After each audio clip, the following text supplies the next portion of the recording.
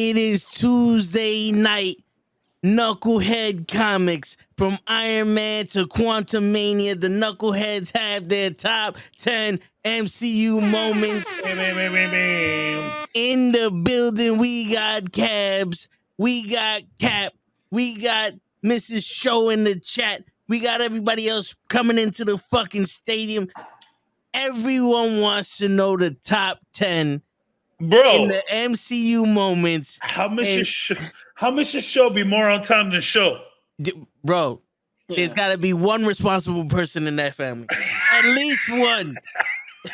Shout out to you, Mrs. Show, for real. Lord knows if that man was in charge, what would happen? Yes. Yo, you gotta stop doing that, because every time you do that, I think he's coming. I think he's here. Yo, you know what's funny? That time got me. That time, Yeah. was like, oh, Bruh. Show, you have no excuse. Mr. Show is here supporting us. You not even here. Don't tell me. Bro, get in here. Get in here, bro, for real. Get in here, Show. Word. Thank you so much for the support, Alina. We appreciate you too. We love you too. Look, text his ass. You're texting him, aren't you? Yeah, I'm about to text his ass. God damn it, Show. Fuck is he doing? Yeah, I can't wait to hear his top 10 DC movie moments. That's why we have him here. Word. It's the balance. You all right? Shit, mate. Yeah, you having mic problems? Nah, that sound a little low to me, but it's all right though. Everybody want to fuck with the champ. But anyway, yeah, man, yo, we got our top 10 MCU moments. You know what I'm saying? We out here, we live. I had a personal victory over the weekend. Oh, do tell. All right, so I had my coworker was spreading allegations to me. Oh, yes. About me. And HR got involved. The coworker's no longer there.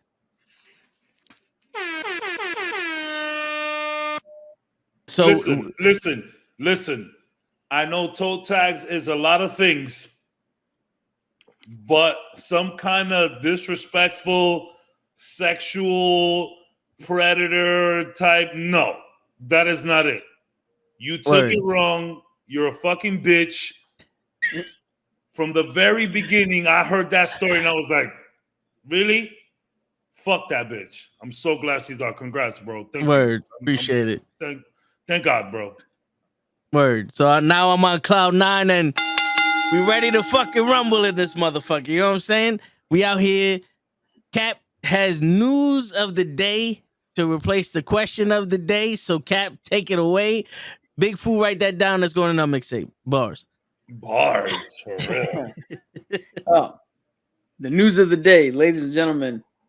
He's back. Yes. It has been confirmed. Jon Bernthal is back as the Punisher for Daredevil Born Again. I don't know how many episodes he's in, but he is now officially the MCU Punisher. He's back. Everybody who wrote letters, who did something on Twitter, we got him back in. Yo, his podcast is really good. I didn't know he had a podcast. Bro, he has this podcast that he just be bringing he brings real deal guests with some real deal stories that the podcast that he had with Shia LaBeouf or LaBeouf, however you pronounce that, it's a really good podcast, bro. Shia, okay. Yeah, I recommend that podcast, that episode to everyone. Jon Bernthal, Shia LaBeouf, really good stuff. Yep, watch it after this. Definitely. Yeah. No. Definitely no. And we got some real shit happening now. I just as soon as Instagram comic book put it up about Jon Bernthal joining up, I sent it over to the guys. That posted the funniest fucking GIF or GIF, whatever you want to call it. That shit was hilarious. But yeah, we're all very excited. Now, you make a good point. How many episodes will he be in or not? Bro, can we just get him halfway through the season? Give me 9-10 episodes of this, Yo, bro.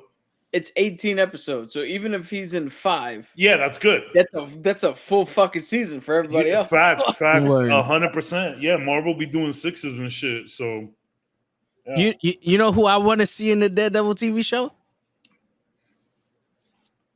She-Hulk. Because there may be someone that's writing the Daredevil TV show could write She-Hulk, right? I mean, They could make her a lawyer. It would make sense. Yeah, they could she could be they could team up. You know, you could be like, yo, I need some help. I'm not gonna be around. I need you to go into trial for me. I'm down for that. And I mean, I don't know if their love interest will continue, but I think that'd be nice. I would like to see that. Just see their whole little relationship continue. I think that'd be cool. Yo, Marvel, if you're listening, Deborah Ann Wall back as Karen Page. Oh, I need it. I want it. She's got to come back, dogs. Come on, Kevin, Mr. Fahey, come on. Has Happy been confirmed? You mean Foggy? Foggy, sorry. I meant Happy because of Daredevil the movie. Yeah. No, not yet. He can't come. Okay. The only ones confirmed for sure are Kingpin, Daredevil, Punisher. So Kingpin's gonna be in the Daredevil show? Yeah. That was confirmed. Yeah, he's there. And he has a role.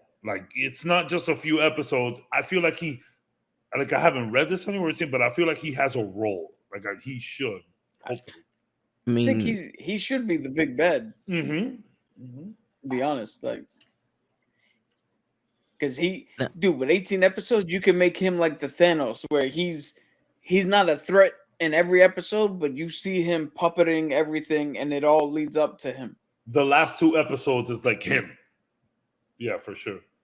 Yeah. What if the first 2 episodes are a callback to Daredevil defending Kingpin to get out of jail from Hawkeye? That would be insanity. We just start and he's defending, as much as he hates Kingpin, he's defending him in court. Remember, he said, I got one of those, for every couple of pro bono we do, we got to do a big wig. Yeah. And he was on the phone with one of the big wigs. You know what I'm saying? That would be may do one thing right. Yeah, that would be insane. He reluctantly has to take a case for Kingpin. That'd be sick. Yep. That'd be sick. That would be.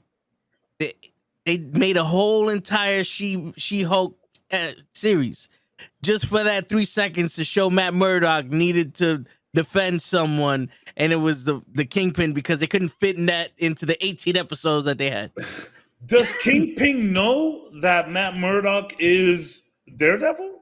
I don't think it flip-flops. I don't think currently anybody knows that it's Matt. I think every time they suspect that it's Matt literally tells somebody else to jump in the suit. It's either Spider-Man or Iron Fist, or then Matt has disappeared and Elektra took over. Well, I'm talking about I'm talking about based on the show, the Netflix show. Kingpin doesn't know. In the Netflix show, I think yeah, because by the end they were just standing in there going toe to toe. Yeah, so I think he knew by then. Because if he doesn't know, and it's Matt is representing him during the day and trying to get his ass during night, that would be a very interesting back and forth for him, and then him just coming back into his own this whole born again arc. I think that would be very interesting, Toe. Yeah. I got something to say, by the way. This is a rant that I had building up for a couple days. Let's get it. One of the writers of Quantum Mania is calling out fans, saying that MODOK has always been a joke. MODOK has been turned into a joke, sure. And he's a floating head with arms and legs, sure. But you made it into a bad joke. Don't try to use this as a way to cope or, work around your poor writing. Marvel has taken some crazy risks that have worked and that have not worked. And last week, we all spoke about a way that we can possibly fix Quantum Mania. And I think a welcome change would have been to make MODOK a little bit more serious. Like, MODOK has had some pretty crazy moments in the comics. I'm talking about, like, yes, he is a floating head with hair. Honestly, the fact that when you take away his eyeballs and it's just all white, he looks very menacing. So, like, I get it. Yes, MODOK has become a joke in the latter years and whatever. He has that whole comedy cartoon where he's literally the butt of the joke the entire time. I get it. But you turned it into a bad joke. It could have been a good joke, but no, it was a bad joke. I'm done. It was a bad joke. Yo, to catapult off of that, you had the perfect motivation. He's already pissed that he was Darren Cross. You feel me? And Scott Lang did this to him. So, I mean, you could have had him the way he was and then ramp up the fucking intensity the minute he's like, oh shit, that's Scott? Fuck that dude. Yeah. Like, imagine we would have all came out of that movie saying, yo, I know MODOK is like kind of a joke, but the MCU just put him on a pedestal that I wasn't ready for, and I'm here for it. Like, come on now. That's a cop-out for bad writing. MODOK may be a joke, but you turned it into a bad joke. Fuck out of it. And also, in part 1, he was Yellow Jacket. And I don't remember Yellow Jacket being a joke. No. Yo, but MODOK became a joke. But, like, MODOK has had some pretty serious moments in comic book history where, like, Avengers are, like, legit, like, yo, let's make a plan to, like, fuck this guy up. Like, yeah, there's still been serious moments. Like, yes, he's a floating head with arms and legs, but there were some serious moments. As of now, he's kind of a joke. But, like, come on, you made it into a bad joke, and there's no excuse for the poor writing of him. Yo, honestly, I think it would have been a lot better if they just took his eyeballs off and gave him hair. I get it. It's Darren. So you're like, oh, he was bald, so let's make him bald here. No, nothing has to make sense in the quantum realm. Yeah, but Derek wasn't a fucking giant head either. That's what I'm saying. He developed hair. I don't know. Make it work. Something? You know how they can explain the hair now? Make it look like, oh, he was shaving his head before. Yeah. Yeah, he can't. Like that look he did that look on purpose, not because he had to, he wanted to. He's not permanently bald. He had to get a haircut. He can't get a haircut now. There's a big floating head in the quantum realm. It was a bad joke. That's not a good excuse. You thought you did something. You didn't do shit. Word. And it's funny because Cap even said it. Cap was like, oh, like we were talking about it last episode, and he was like, well, you know, MODOK nowadays is kind of a joke. He's always been a joke. And it's like, true. But that doesn't mean we have to go with it. What y'all did to Thanos was perfection. Because Thanos was just straight. He was very one-dimensional in the comics. And he was just very petty. Y'all made him the lovable antagonist. And that was a welcome change. So chill out. Now, and yeah, okay. I'm gonna throw this in here. Let's see how you feel. I honestly think that it's the actors behind them. Because Josh Brolin brought something to Thanos. Oh, Jonathan Majors is bringing something to every Kang. Version of Kang that Absolutely. we see. Darren, Corey Stoll didn't bring anything to MODOK. He just showed up, read what was on the thing, like for something that's only he showed up, grabbed a film. couple hot dogs, ate, and just left the party. It's weird, for sure. He's a mechanism, whatever the fuck it is, something only designed for killing, right? Yeah. How the fuck did he didn't kill anybody? He didn't kill anybody. He wasn't angry enough to kill anybody. He immediately was like, "My name's not Darren." Like, dude, you have shit to. Now think of it before Kang gets there. MODOK is the one fucking with Scott and Cassidy. Yeah, that'd be and great. Cassidy. Yeah. And then Kang shows up, and again, we gotta make Scott like trust this guy. Like, why? I don't understand how you think, or why everybody just fucking writes. Well, if the bad guy's mean enough and threatens everybody, of course the good guy's gonna do something. Doesn't it make more sense that the guy who wants to get out would fucking try to make people on his side? Yes. Yes. Like, Jesus Christ! Like, we can step away from tropes. It was for a bad one joke. fucking It was a second. bad joke. You took the joke and ran with it, and it didn't work. What's up, Coffee? You lied, baby. What up? I always like to say what's up to Coffee because I'm guessing that's a play on Coffee Kingston, right? Yeah. Which is my son's favorite wrestler. Well, New Day is like his favorite like thing. My son has been like out of wrestling for some reason, but like he always talks about New Day. Yeah, I like that. Yo, another random rant. We usually do this for about half an hour, so we got like 30 minutes before we get into the main event. Bella Ramsey as Ellie. The internet is stupid. Internet, you had this one wrong.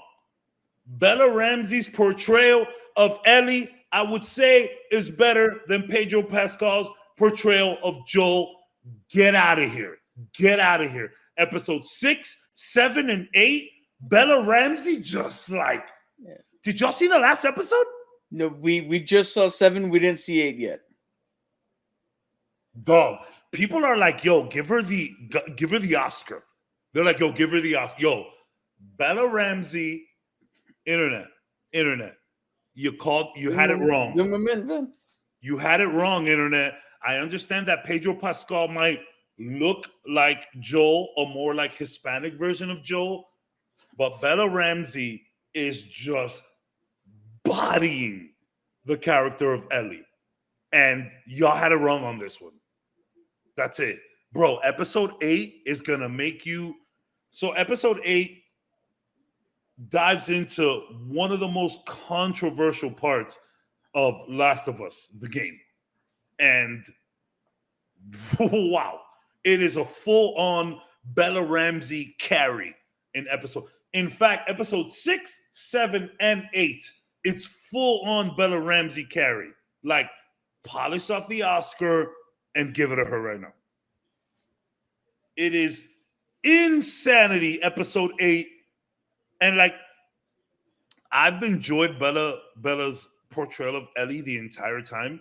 But episode 6, when they get to that establishment, yeah, oh my, she's just on one, and I noticed it. She's just on one on that one. And then 7, which is the flashback, the whole left behind DLC is what they're trying to do. But like episode 8 is just mega. Like, bro, please watch that episode immediately. Bella Ramsey is. All right, well, I'm gonna go watch it right now. See you guys. Goodbye. After you give us your top 10. Bro, Bella is just like yesterday's price is not today's price for Bella Ramsey. On God. Yo. She is gonna start. I'm sorry. I don't know if she has different pronouns or anything. I'm sorry. But Bella Ramsey will start charging more after this show. Yeah. Prices is going up after this.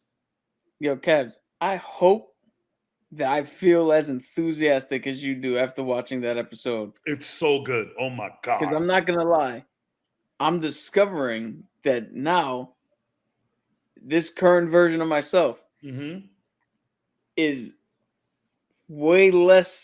has way less fucking tolerance for everything.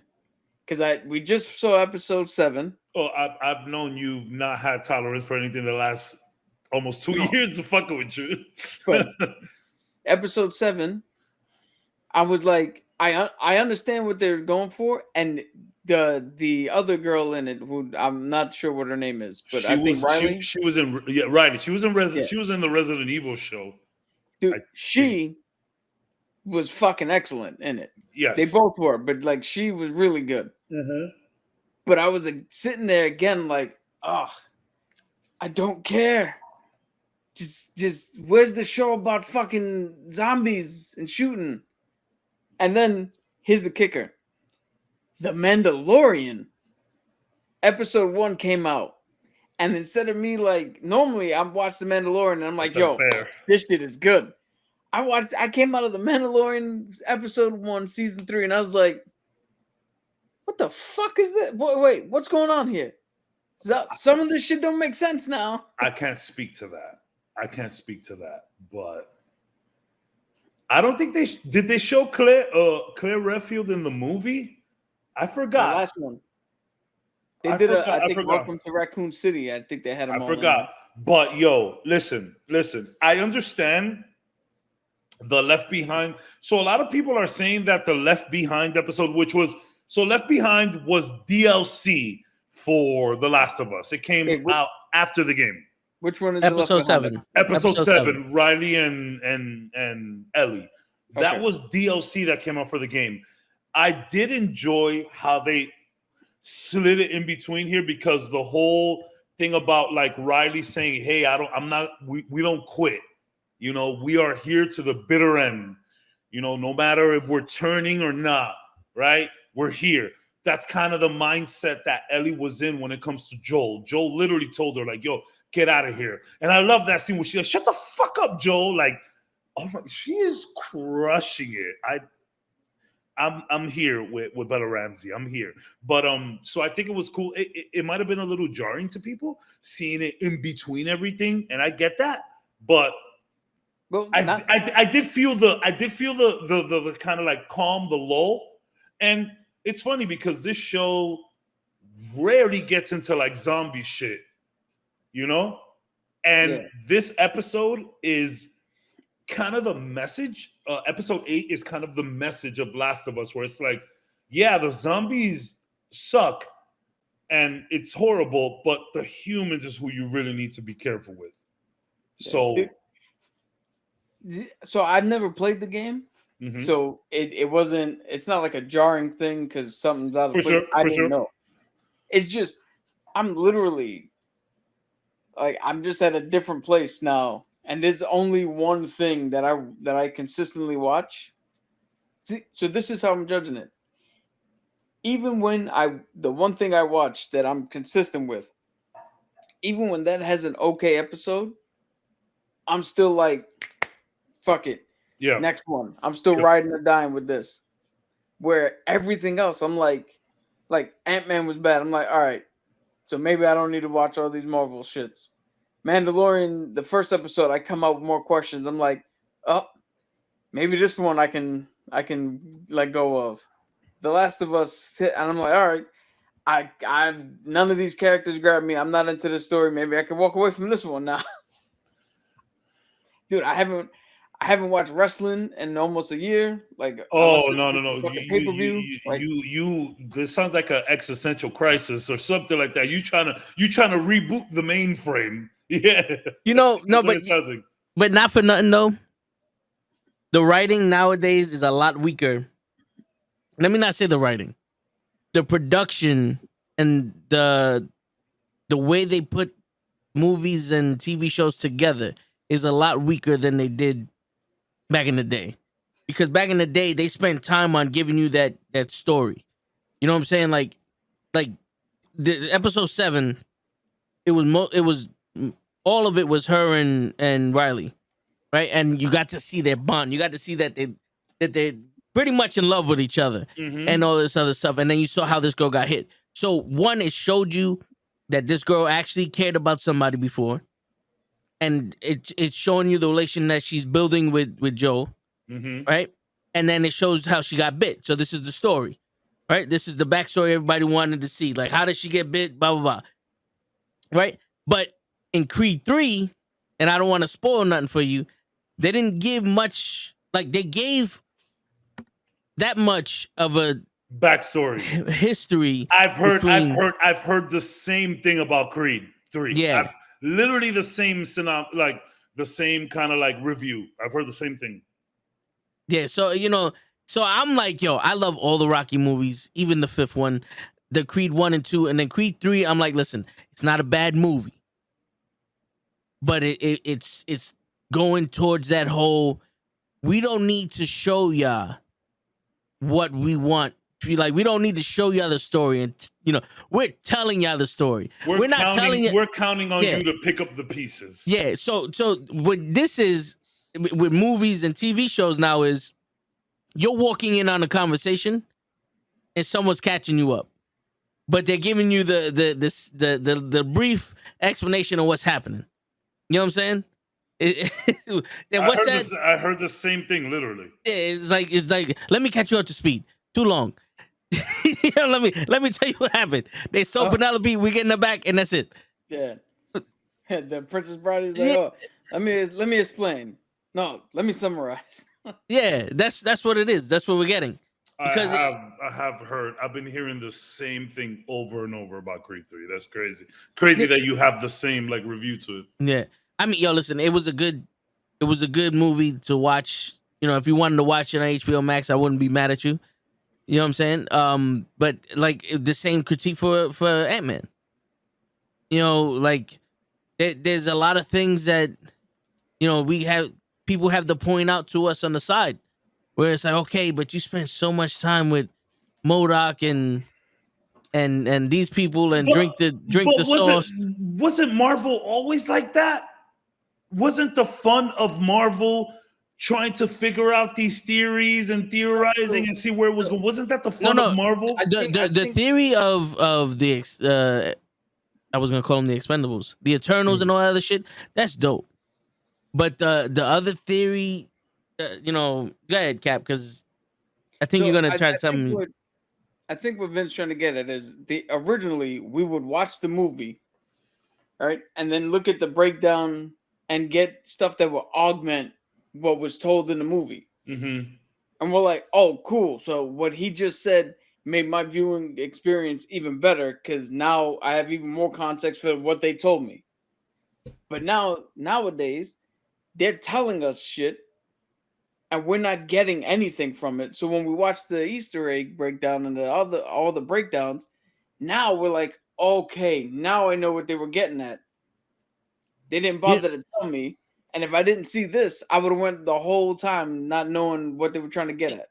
It's kind of like, it's kind of like when we watch Thor, right? And they cut certain things, but when they explain his lineage and his story and how he explained how on your planet it's called magic, and and some people call it science, and our planet it's both. Like they're not like he's showing us through like some shit, but we're seeing the whole magic and everything the whole movie. They're not just going, oh, this guy can control the hammer, and now next thing. It's like, wait. It's almost like everything is on a timer. Yeah, like what do you mean he can control the hammer? That sounds cool. Can we see a little bit of that? Can we see? I still stand by my point that we're just a little harsher on things nowadays because we're older and we don't have the time. Our time is valuable. Our time is more valuable now. Yo, I'm still gonna stick to that point. To Vince's point, though, I'm a comic book fan. I have no clue who the fuck the rebellion people were in the Quantum Realm. Mm-hmm. I watched the movie, and I have no clue who they are. I don't know. So when I watched the breakdown, and the breakdown's like, oh, here are these characters. That lends to Vince's point. It's like, but I watched the movie. How come you didn't tell me who the fuck they were? You just put them on screen, like the dude with the fucking bright light face. Oh, the ring light face. Yeah, I don't know who the fuck that is. I legit don't know. I watched the fucking breakdown. I still don't know who that is. So when he dies on screen, why the fuck do I care? I don't know who this is. And not to say that not all of it is bad. Is like the whole theory of Fury being like 90% Skrull in these movies. And all those little things that we like, those Easter eggs that we don't catch, I don't mind that. I like that because that's not the story they're telling us. But if it were to happen, like, oh shit, they were right. He was, things that you could pay. I like that shit. Like I like when we watch Batman and people like, oh, the sniper was in the window the whole fucking time, and you didn't catch it, and then you watch it, it's like, oh shit, he was. Yeah. You know, the shit like that, I don't mind.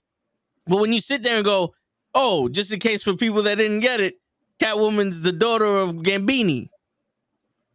When they say that shit, you know what I'm saying? I thought, like, you know, I've always enjoyed the mystery of the MCU. Like, I thought that was part of it. You know, looking at the Easter egg videos and trying to get a sense of things, and, you know, letting the pros sort of like guide you a little bit. That used to kind of be the magic of the MCU. I don't know what's changed. And what I feel has changed is that people just don't got time no more. Yo, think about it. Think about it. Back in the day, like even me, hardcore MCU fan, I skipped out on a couple of movies originally. Ant-Man 1 and 2, I didn't go see that shit at the theater. Maybe part 2, maybe, but Ant-Man 1, I did not see that. You know, there was a couple things that I missed. And even now, like, now you have casual fans that are doing homework on the MCU. Casual fans that would have never watched, and even like that would only watch the people they knew, the Spider-Mans, the Iron Mans, whatever. Now they're watching every MCU movie that comes out. Casuals. And they have no idea what's going on screen. And they need more help than the average MCU fan who understands comics and knows that. They need more help watching these videos. And they're like, yeah, I don't know. Like back in the day, like, yo, I feel bad about this. Originally, I skipped out on Winter Soldier. Me. One of my favorite MCU movies, Winter Soldier. I skipped out on that shit originally. And the only reason I watched Winter Soldier is because I saw Civil War. And I was like, okay, maybe I gotta go back. So like, whereas back in the day, people would like pick and choose their Marvel movies. You didn't have to go to all of them. Now there's like this thing where it's like, you kind of gotta go to all of them. And the most casual of fan is going to all of them. And the most casual of fan is like, and I'm not trying to say that the hardcore fans aren't here either, but like, I just feel like I'm still going to stick to that point where there's just too much superhero shit going on and people are fatigued about it and they're not willing to give it the time and chance anymore. Like, yo, just hurry up and tell me what's going on, bro. I don't want to watch 18 movies so I can understand the plot to this one. You know, I think the issue is, it's not that we don't have time for it. I think they think that the fans that come now just want to see Infinity War and Endgame. Yeah. They only want to see 90% action and no story. No, we could. I think this podcast alone is a huge component of just those chilled out moments where we're like building the world. Yeah, hell yeah. I need that. You're right. Yeah. So it's because of these casual fans, though, and because of the money generated with these movies that Marvel thinks they need to do an Avengers level event every time. No, you don't, bro. Back in the day, we had time for movies like Ant-Man. Those were palate cleansers. And nowadays, Ant-Man needs to be this whole thing. Ant-Man don't got to be that, bro. We appreciated that, like, intermediate, like in between this big shit kind of like palate cleanser. We appreciated that. We need to go back to that. Not everything needs to be Avengers level event. And I'm almost like, the more and more I think about it, I'm down for just having like these shows with more time and these more episodes flesh out the worlds. And these big Avenger level events are the movies that we go watch. I'm down. Yeah. I'm more and more down for that every day. Yeah. That's a great point, so. And you know, not for nothing, some of the best parts that you can watch in the MCU movie is talking. We about to talk about it right now. You know what I'm saying? Like, because people love Winter Soldier. We saw Bucky like 4 times in Winter Soldier. Yeah. Everything else was how they infiltrated the Hydra, infiltrated them, how they set up Fury, how this guy was a fucking Hydra agent, how they outed them, they did a spy. It was a spy movie. There was action, but there was a lot of story being told in that movie. Yeah. And that's one of everybody's favorites. Yeah. Civil War. A lot of story being told in that movie. And then a From big fucking 20-minute scene in the Yeah. airport of like action. Yep. And now it's all like all action, no story. And we're supposed to, this is where I'm saying we're supposed to get the story from this guy. Where it's like, I finally understand what you've been trying to say the last 2 episodes. I get it. I get that. That makes more sense. Where it's like, yo, just go back to those moment-to-moment storytelling beats where we're just like 10 minutes just seeing shit. Like, yo, you know what I was, when doing all of this top 10 shit, you know what I was reminded of? The scene where, and I didn't put this in the top 10 or honorable mentions, but the scene where Nick Fury throws the cards on the table with Coulson's blood. yeah. That scene's like 10 minutes. It's just building shit. Yeah. Yeah. That's a great point, Toe. I finally get what you're saying. I didn't understand it before. You helped me reach that moment. You know what I'm saying? Because it was hard to explain, but once you open up the door, we got it. Yeah. I got it. More of that. More story. Yeah. Which is, to be honest, most of my top 10 moments, there's rarely shit exploding. Rarely. Most of it is just kind of chill. Yeah, let me see. Most of it is just, okay. I mean, most of it is just kind of chill. Well, there's one specific one. Yeah, like, I mean, we're tired of saying it here. Like, we like the moment-to-moment people just talking to each other type shit. Cause we're tired of saying it, yeah. Listen, I don't read comics, but I do like hearing the stories from the comics. You know what I'm saying? Sure, like, for sure. Like when I looked up Dr. Doom and when I looked up Kingpin, when I looked up all these characters and I'm hearing the story from them and I'm hearing what they went through, it's like, yo, these stories are deep. Now, comics are mostly stories and big battles. And these movies are now battles and no story. Like, you know, it's like we lost the comic aspect of these movies. Which is not to, just go off on a tangent, but that's why I like The Last of Us, because most of the time it's just moment to moment storytelling, world building. There's rarely any zombies in that. Yeah. The last couple episodes hasn't really been any like crazy. Well, I mean, I think it was episode 5 that like had the big, when they all came out and the bloater showed up.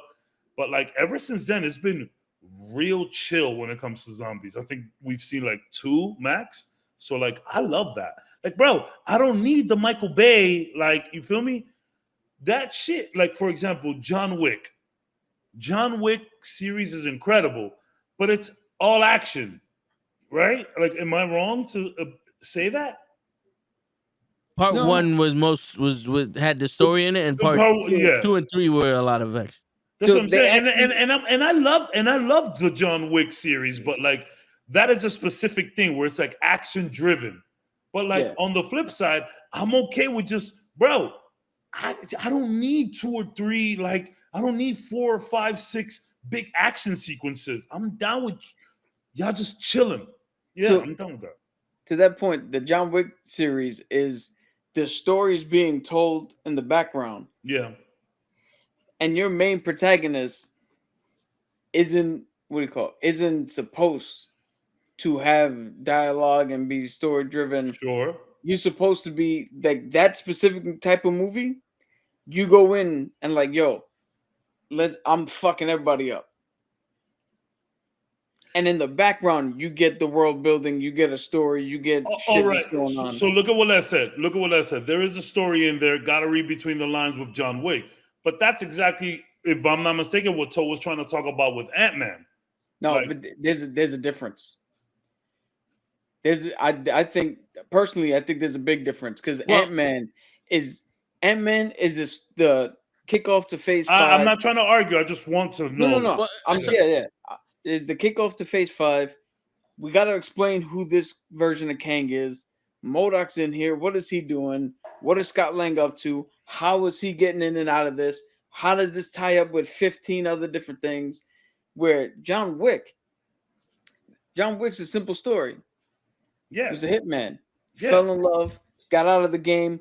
They tried to pull him. Well, they inadvertently pulled him back, Yes. and then a series of dominoes fell. That type of storytelling, all you need to know is, all right, what is the inciting incident that sparked this whole thing?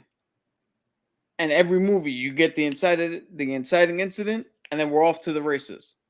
That's a vastly different But type of storytelling. no, okay, sure, but like, still kind of like the same thing where it's like it's mostly action driven. Yeah, but so his, and I don't So, all want right, so hold on. So here's the thing, though. The little bit of story we get in John Wick is a lot stronger than the story we get in Ant-Man because of this, right? So we start off, his wife dies. He's coming back from the future. He's miserable. So all right, so we know he lost his wife. Then his wife knew that she was gonna die and preemptively sent him a dog to be his companion. He spends a little time with the dog. Now, we already know that this dog is going to be super sentimental to John Wick because his wife sent him the dog with a letter saying, I don't want you to be lonely, so I got you this dog so you have somebody to be with in your time of grief. Then they bring it to the house and they kill the dog. The story's not about they killed the wrong person's dog. The story's about they fuck with the wrong grieving guy. Yeah. You know what I'm saying? Where in Ant-Man, it's, you know, we come in, hey, I'm king of the fucking world. Your daughter's a criminal. What? And she's also been training to be Ant-Woman. What? And she's a crypto scientist that went into the quantum realm. What? And then, oh, by the way, there's somebody. He's the bad guy. So what you're saying is that the story of John Wick is just simple enough to follow that there are no questions. It's told clear. It's like if Cap explained to you a story and Show explained the same exact story to you. That's the difference. Show explained that story as Ant-Man. Cap explained that story as John Wick. I feel like that movie is mostly action in that story, but No. It is mostly action, but the little bit of time that they spend talking is always about the story. Like when you're sitting there going, John Wick's pissed off. Why'd you punch my son? He killed John Wick's dog. Fuck. And he said, who the fuck is this John Wick guy? I remember that, yeah. The Baba Yaga. He's the one you fucking sent to kill the boogeyman. And it's funny because part 4, they're saying, yo, this is the best action movie of all time. And I'm like, oh. So like the other fucking John Wicks. Sure. I'm just saying. Another thing about that I'd say, like with John Wick compared to like Ant-Man, like I just said, oh, I don't know who the fuck these secondary characters are that Ant-Man met, and I gotta go watch somebody tell me who the fuck these guys are. It's a bad comparison, though. Like, no, it is Ant-Man and John Wick. Yeah, But if you watch John Wick, you know the guy who runs the Continental Hotel. You know the concierge. You know the adjudicator. You know who the Lawrence Fishburne is, the king of the streets and the homeless people. I forget what they call, but every character they show, they give you enough so you know exactly who John Wick's up against, exactly what their deal is, and you don't ever have to go to New Rock Stars or Screen Crush to watch. There you go. To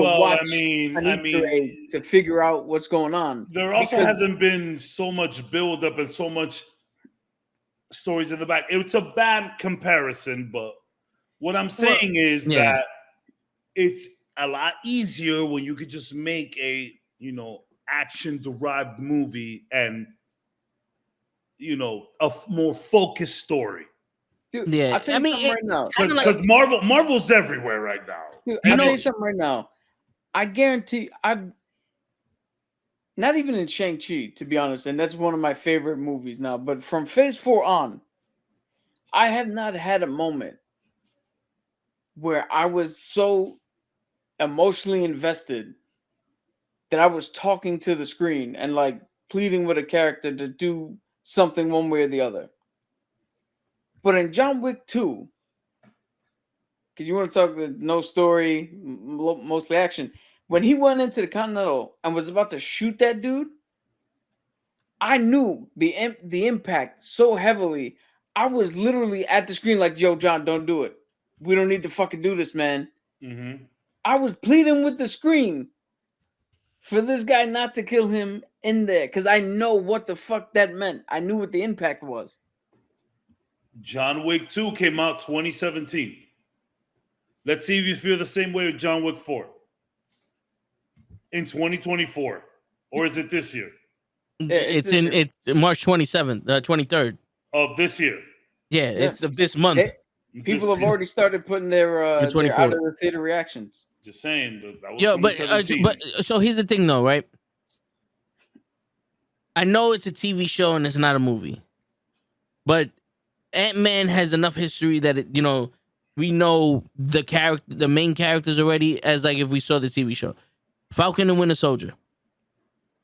Missed that show. When we saw the Power Broker and the Flag Smashers, we knew the hierarchy in the Flag Smashers. Mm-hmm. We knew who the Power Broker was. We knew, the purpose for George St. Pierre's the Project the Leaper. We knew what the government was doing.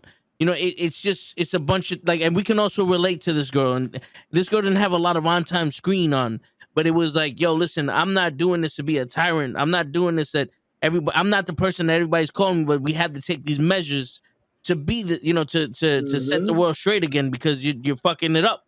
Great character. You know what I'm saying? So it's just one of those things. It's like the story behind each character, whether it's told a little or told a lot, was told clear enough.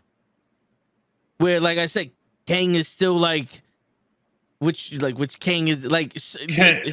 But I'm saying and the daughter, and it's like, all right, they're the grandpa now. It's just, but isn't the ambiguity of the MCU? Isn't that its thing? When did that change? But remember this, Kaz. Remember when I said last week, if she would have said, "Thanks, Mom," instead of for Grandpa, it would have hit a lot harder.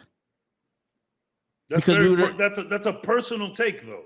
No, but I'm saying it would have been like, oh shit, she sees her as a mother because it's like, you know what I'm saying, as opposed to a grandpa. No, and you know what, I agree with that. I'm just saying not everybody might see it like that. No, I get, but the thing is, it's like those little subtle changes in the nuance, the way they look at each other, the way it is. If you would have had that family dinner a little bit longer, like yesterday I was talking to Kenny about Creed 3. And he was like, "Yo, bro, that movie was already 2 hours. What, you wanted to be longer?" When I was explaining stuff to him, I looked up the runtimes for Creed 1 and 2. They both were 2 hours and 15 minutes. You need that extra 15. Yeah, and he's like, "Then fuck it. They should have just put the extra 15 minutes in." I was like, "Yeah, sometimes it helps." Yo, I say it all the time. Marvel movies need to go back to being 2 hours and a half. Yeah, and yo. This is by no means am I saying that Ant-Man is a bad movie. No, I get what you're saying. But what I'm saying is like a little bit extra care.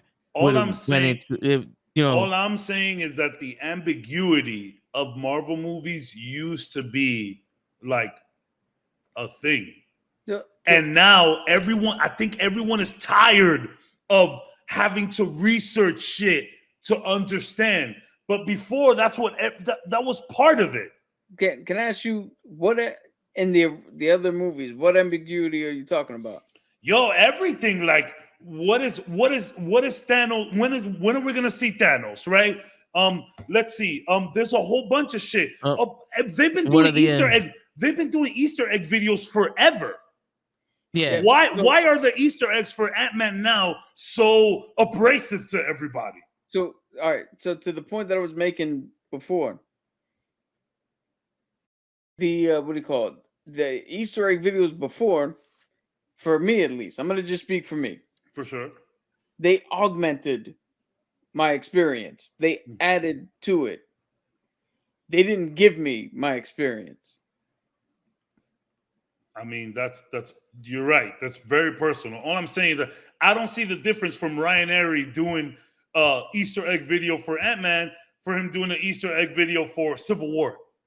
No, but so maybe it's this. Well, for at least for me, all the other movies, I already knew what was going on.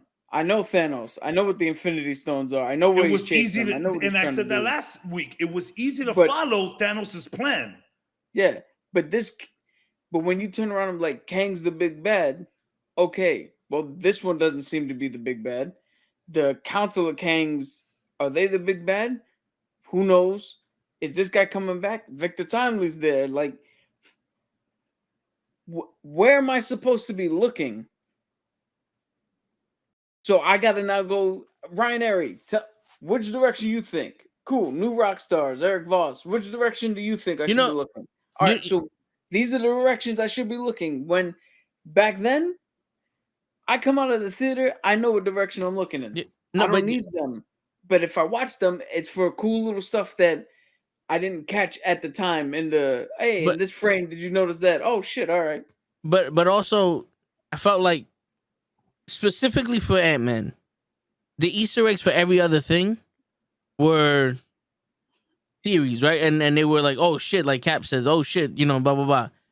The only Easter egg that I've saw for Ant-Man that was kind of like, oh shit, was that time loop Easter egg, where the people that said hi to him were behind him while they still should be in front of him. That was like, okay, I get it. But when they go in, they say, oh, look at all the circular shits.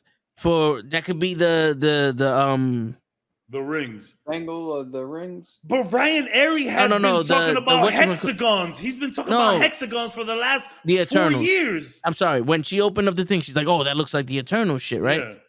And then they're talking about the rings and the gauntlet and all that other stuff. But have we forgotten that they used the spheric's shape to travel the timeline with fucking Iron Man?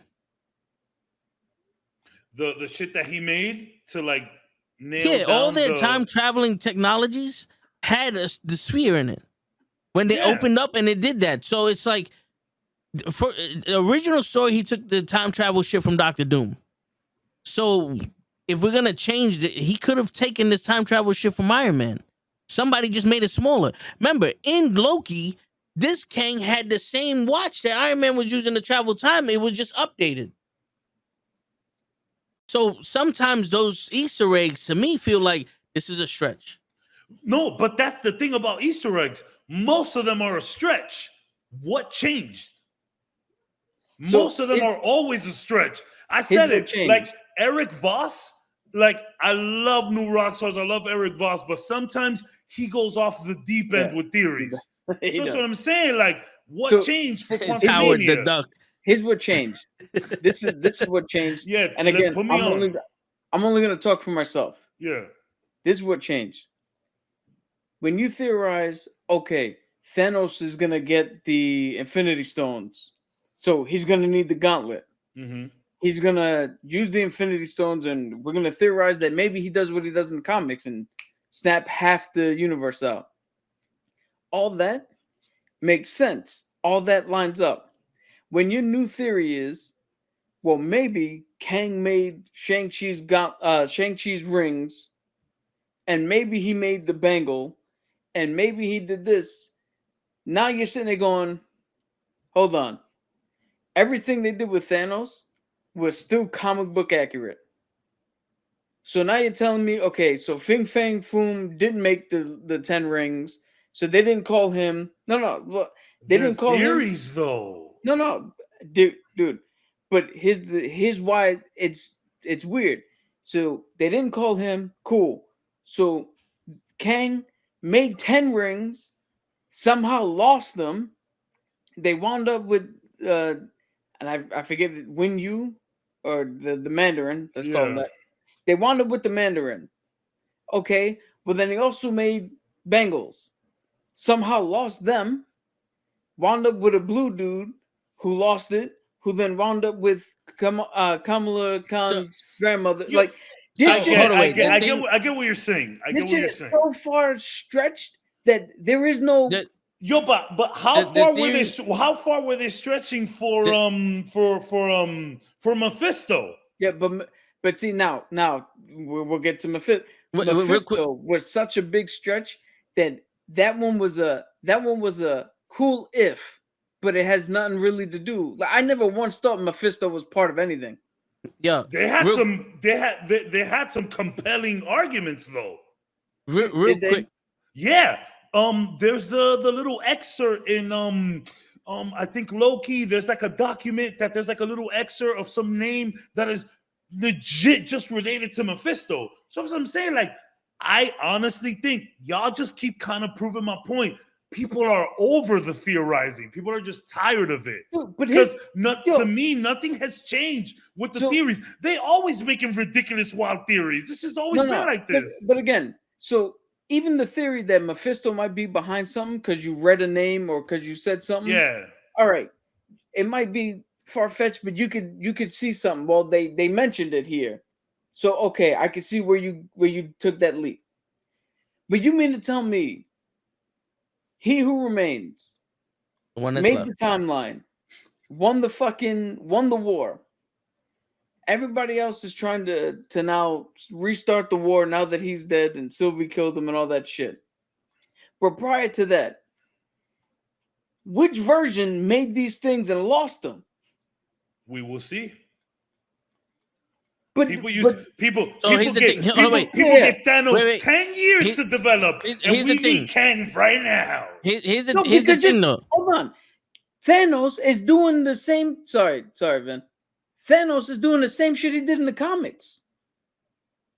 Okay. Kang doesn't do any of this in the comics. None of this has anything to do with him in the comics. I mean, but we're making welcome changes and all of that. I'm saying we had time to see Thanos develop. And you know No. what's crazy? No, and I'm but gonna he let you go until I developed shit promise. that he was You know what? already You know what, doing. Cap, we've already spoken about this. Remember, we spoke about this. Like, how is the impact of letting Kang develop gonna differ from letting Thanos develop? And I think we're getting there now. I think that's where we're at. Go ahead, Vin, my bad. Sorry. So here's the thing. The theory from either Ryan Aries or whoever said that the 10 rings and the gauntlet come from Kang is that Kang, when he was Timbuktu, when he was the Egyptian pharaoh, Ramen Tut, he lost him there, and then Shang-Chi's father found him thousands of years later, because remember, he's like 1,000 years old. But all theories, by the way. yeah, but that theory has to be debunked because Ramen Tut walked in on the fucking Council of Kangs. And if they control the timeline and they can see that this Kang was let out of the quantum realm, he should know where those rings are and go get them if they really are that important. You know what I'm saying? So that theory, we're gonna have to leave that up for that. That's one of those cool story. We'll see later. Yeah, cool story. You're 80% wrong. Now, the bangle came from another dimension. It came from another universe. That Kang could have been dead by whoever killed him, and that's when they found the bangle in this universe, because he was traveling universes, multiverses and shit. Because remember, she did travel to another part of time to see her great grandmother to get on that train. So that has already shown that it can go into some form of time travel. So At the it's end a of the little day, it's a little bit theories. We're arguing about theories. None of this has been proven or disproven yet. So just keep that in mind. So I don't mind the theories. This is what the MCU's always been about, yeah. theorizing. You know, we fucking come up with theories all the time. We I don't love mind the any pie of in the that. sky. We love the pie in the sky. But and it's been so long since I saw this video. So to give you specific details of what, you know what I'm saying? But there were some things in there, like, Cassie's, going into politics, and she's protesting for the home shit. Yeah. Home shit, and it's showing this for her, and her mother made a business for the homeless, and Peter Parker's shit and went into the homeless thing, and everybody's going into homeless, and it shows this and this and this. It's like, okay, you're kind of connecting dots, but it's always been like a backdrop thing. But also, we honestly don't know when these movies are taking place. I think just like the multiverse in the comics, the multiverse in the movies is just super convoluted. Everyone's confused. Everyone's tired of doing homework. Because think about it. We knew when Captain America, when a soldier came out, we knew the timeline. What I'm saying is this happening at the same time as Spider-Man, after Spider-Man, after fucking Doctor Strange? Like, I think if we knew when this movie was happening, then it would have a better feel of what they're going for. Well, Quantumania is like current times after everything. Like it's current time. Like this is like She-Hulk time. Yeah, this is like She-Hulk time. This is like current MCU. Yeah, but a lot of because they were saying that Iron Man 2. What doesn't seem current about it? It's the thing is because it's time traveling and they're in the quantum realm. No, yeah, time traveling fucked up everything. I agree with you. Yeah, and it's like if this movie happened after Doctor Strange or after Winter Soldier and Falcon and after Spider-Man, and they made mention to that, it's like, okay, she's continuing the fight. You know what I'm saying? Like, because her starting this business and them living this perfect life is kind of confusing when everyone else had to go through a blip and a relocation fucking program. I mean, yeah, the blip was. And I say it all the time. I want more info on the blip. We need more. We need more inside stories on the blip. Because Hawkeye was living in a farm. He got his family back. He didn't give a shit what time it was. You know what I'm saying? Like with She-Hulk, we knew this is what happened after the blip, and all these people started emerging. With Loki, this was its own little thing that can happen at any point in time. You know what I'm saying? And then Cap made the greatest point I think I've heard so far. And I'm sorry to cut you off, but I think Cap made the greatest point possible where someone said, is the multiverse saga killing the MCU? And a lot of people were like, well, you haven't read the comics if you think that the multiverse saga isn't like a thing. And then Cap was like, well, think about it. When all this multiverse shit started happening, that's when comic book sales started dipping.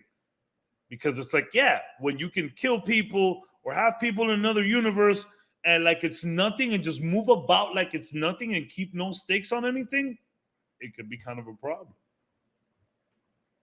I agree. That's like the realest shit Cap has said on this fucking podcast, amongst a million other things. Yeah, but listen, man, I would start to like it doesn't have to happen in Ant-Man, but I would start to like seeing some multiverse shit. Like, let's say, theory, it wasn't Kang who made the 10 rings, but it was Reed Richards.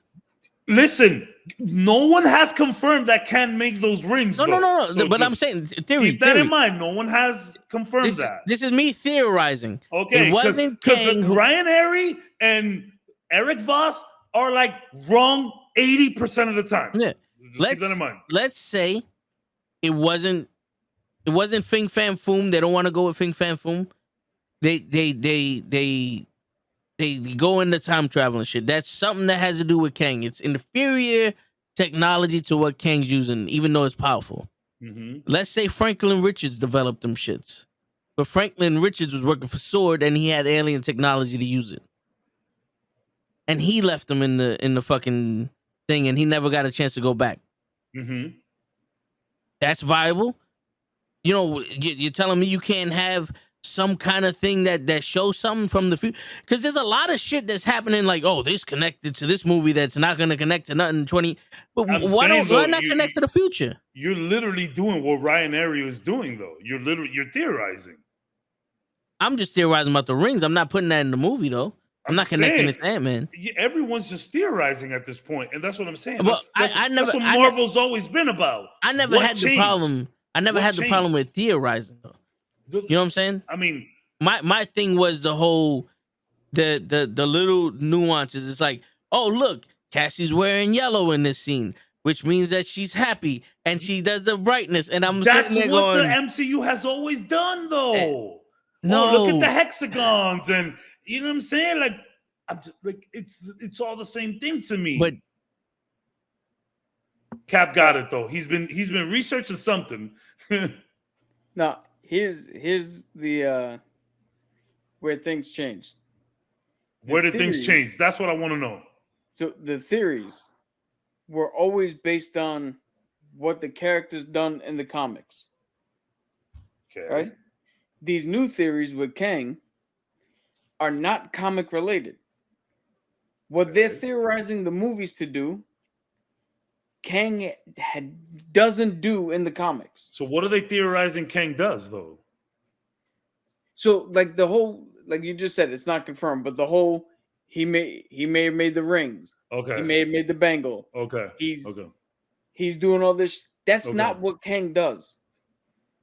So when we're watching it and we see, what do you call it? We see Shang-Chi before we even know Kang's a thing, and the rings go off and we're like, fing fang foom. Okay. He made the rings. And then you tell us, oh no, but maybe this here, for me at least, the disconnect is like, but Kang doesn't do that in the comics. And now it's it's an Iron Man 2 situation where it's like, that kid wasn't fucking Peter Parker. Yeah. But now he's Peter Parker. So now you retroactively go back and try to make something up. So I'm sitting here like, all right, so that's why I'm saying, for me, when I'm like, none of this connects to anything until it's 5 fucking years down the road, because none of this connects to anything in the comics. So I can't sit here and go, okay, I know where the connections are. I have to wait for you to tell me the story you want to tell me. Okay, well, let's get to the story you want to tell me. Because so far, none of this shit is telling the story you want to tell me. They're telling separate stories. Which is what I was talking about last podcast. The Thanos saga was easy to follow, and everybody knew it from the comic books. And there was 10 years of buildup there. Whereas we just saw Kang last year in Loki, and he's doing a bunch of other shit, and everybody's like, whoa, what's going on here? And it's like, yeah, it's just, at the end of the day, there's a lot of convoluted shit going on with this multiverse. But to your point, now again, not only was it easy to follow, but I could turn around and walk out of a theater, right, in the Infinity Saga, and if there was any questions, I could tell you, read this comic, read this. This is where they pulled this from. This new multiverse saga, you walk out of the theater and like, all right, so what comics do I need to read to get a handle on this? I'm like, none. They're making this shit up now. Now I don't know what the fuck they're doing. People used to enjoy welcome changes to the MCU. Not as much anymore. But it's not, again, it's not that, what do you call it? That it's an unwelcome change. It's a thing of, so you take Kang, right? They really didn't change Kang too much. No. But now we're theorizing what his motivations are. Yeah, that's the problem. Now his motivations are not comic book related.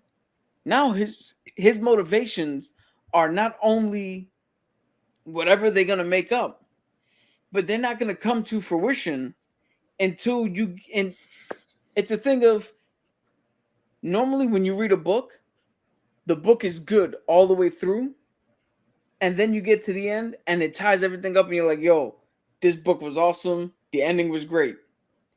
The Multiverse Saga is a weird book. It's a weird book. You have to read it through just to see if it was good. You can't read 2 chapters and be like, yo, this book's amazing. The first 2 chapters are like, okay, I need to get to the end to figure out if what I read before it made sense. Yeah, I hear what you're saying. And that's what's gonna happen. At the end of all of this, things will make more sense, which again, like there's a lot of movies like that in the MCU, but I'm gonna just stop this topic. We can agree to disagree, but like I feel like a lot of people are just over the detective work involved with things, especially when, like you said, when the detective work doesn't make any sense. Yeah, Where it's 'cause like, there's nothing. what can I reference to? What can I reference to? I mean, Council of Kangs and that whole run, you can sort of reference it just to get an idea of what you saw, but the motivation is not there. Whereas Thanos, the motivation was easy the entire time, although they changed the reason or the motivation behind the snap. They changed it, which was an awesome change, by the way, Yeah. because in the comics it was kind of weak. But like, yeah, the whole multiverse shit is very confusing. And I think people, honestly, people are just tired of trying to keep up. And you know what I think else, before we get off of this, I think what else is kicking this shit in the ass is you keep telling us multiverse, we've only seen 3 Spider-Man. Yeah, that's the big problem. Yes. Like okay, so there's 3 Spider-Man, 3 different Doctor Stranges, 2 Wandas, and nobody else is different. Yeah. And a Everybody else is the partridge same. in a pear tree. And the Spider-Mans all look different, but the Doctor Stranges all look the same. Yeah. And Jonathan Majors is all the Kangs. Yeah. And none of the Kangs at the same time. Yeah. Yeah. We Like need to bring it, we need to get it tight. We need to get it tight, get it right. I'm gonna go use the potty, I'm gonna refill, and then I think it's time for the main event. What do you guys think? Yeah. Let me go potty and refill. All right. She-Hulk. How bad was it? I just fuck with you. No, but yeah, I mean, it's not a lot of the story. Let me see. Anthony goes, so I've always wondered, how do I get in contact with you if I want to join the show as a member of the panel? You can always hit you if you follow me on Instagram or whatever. Yeah, you got all the you can scan the barcode. You got all the links to the Instagram and all the other stuff.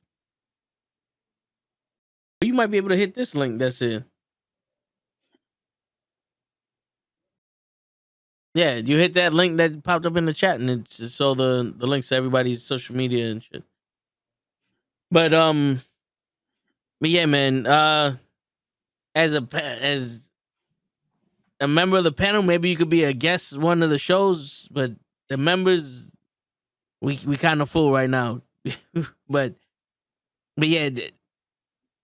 But before I was reading the comment, back in the day, a lot of the movies were explaining who people were. Right? They explained Iron Man.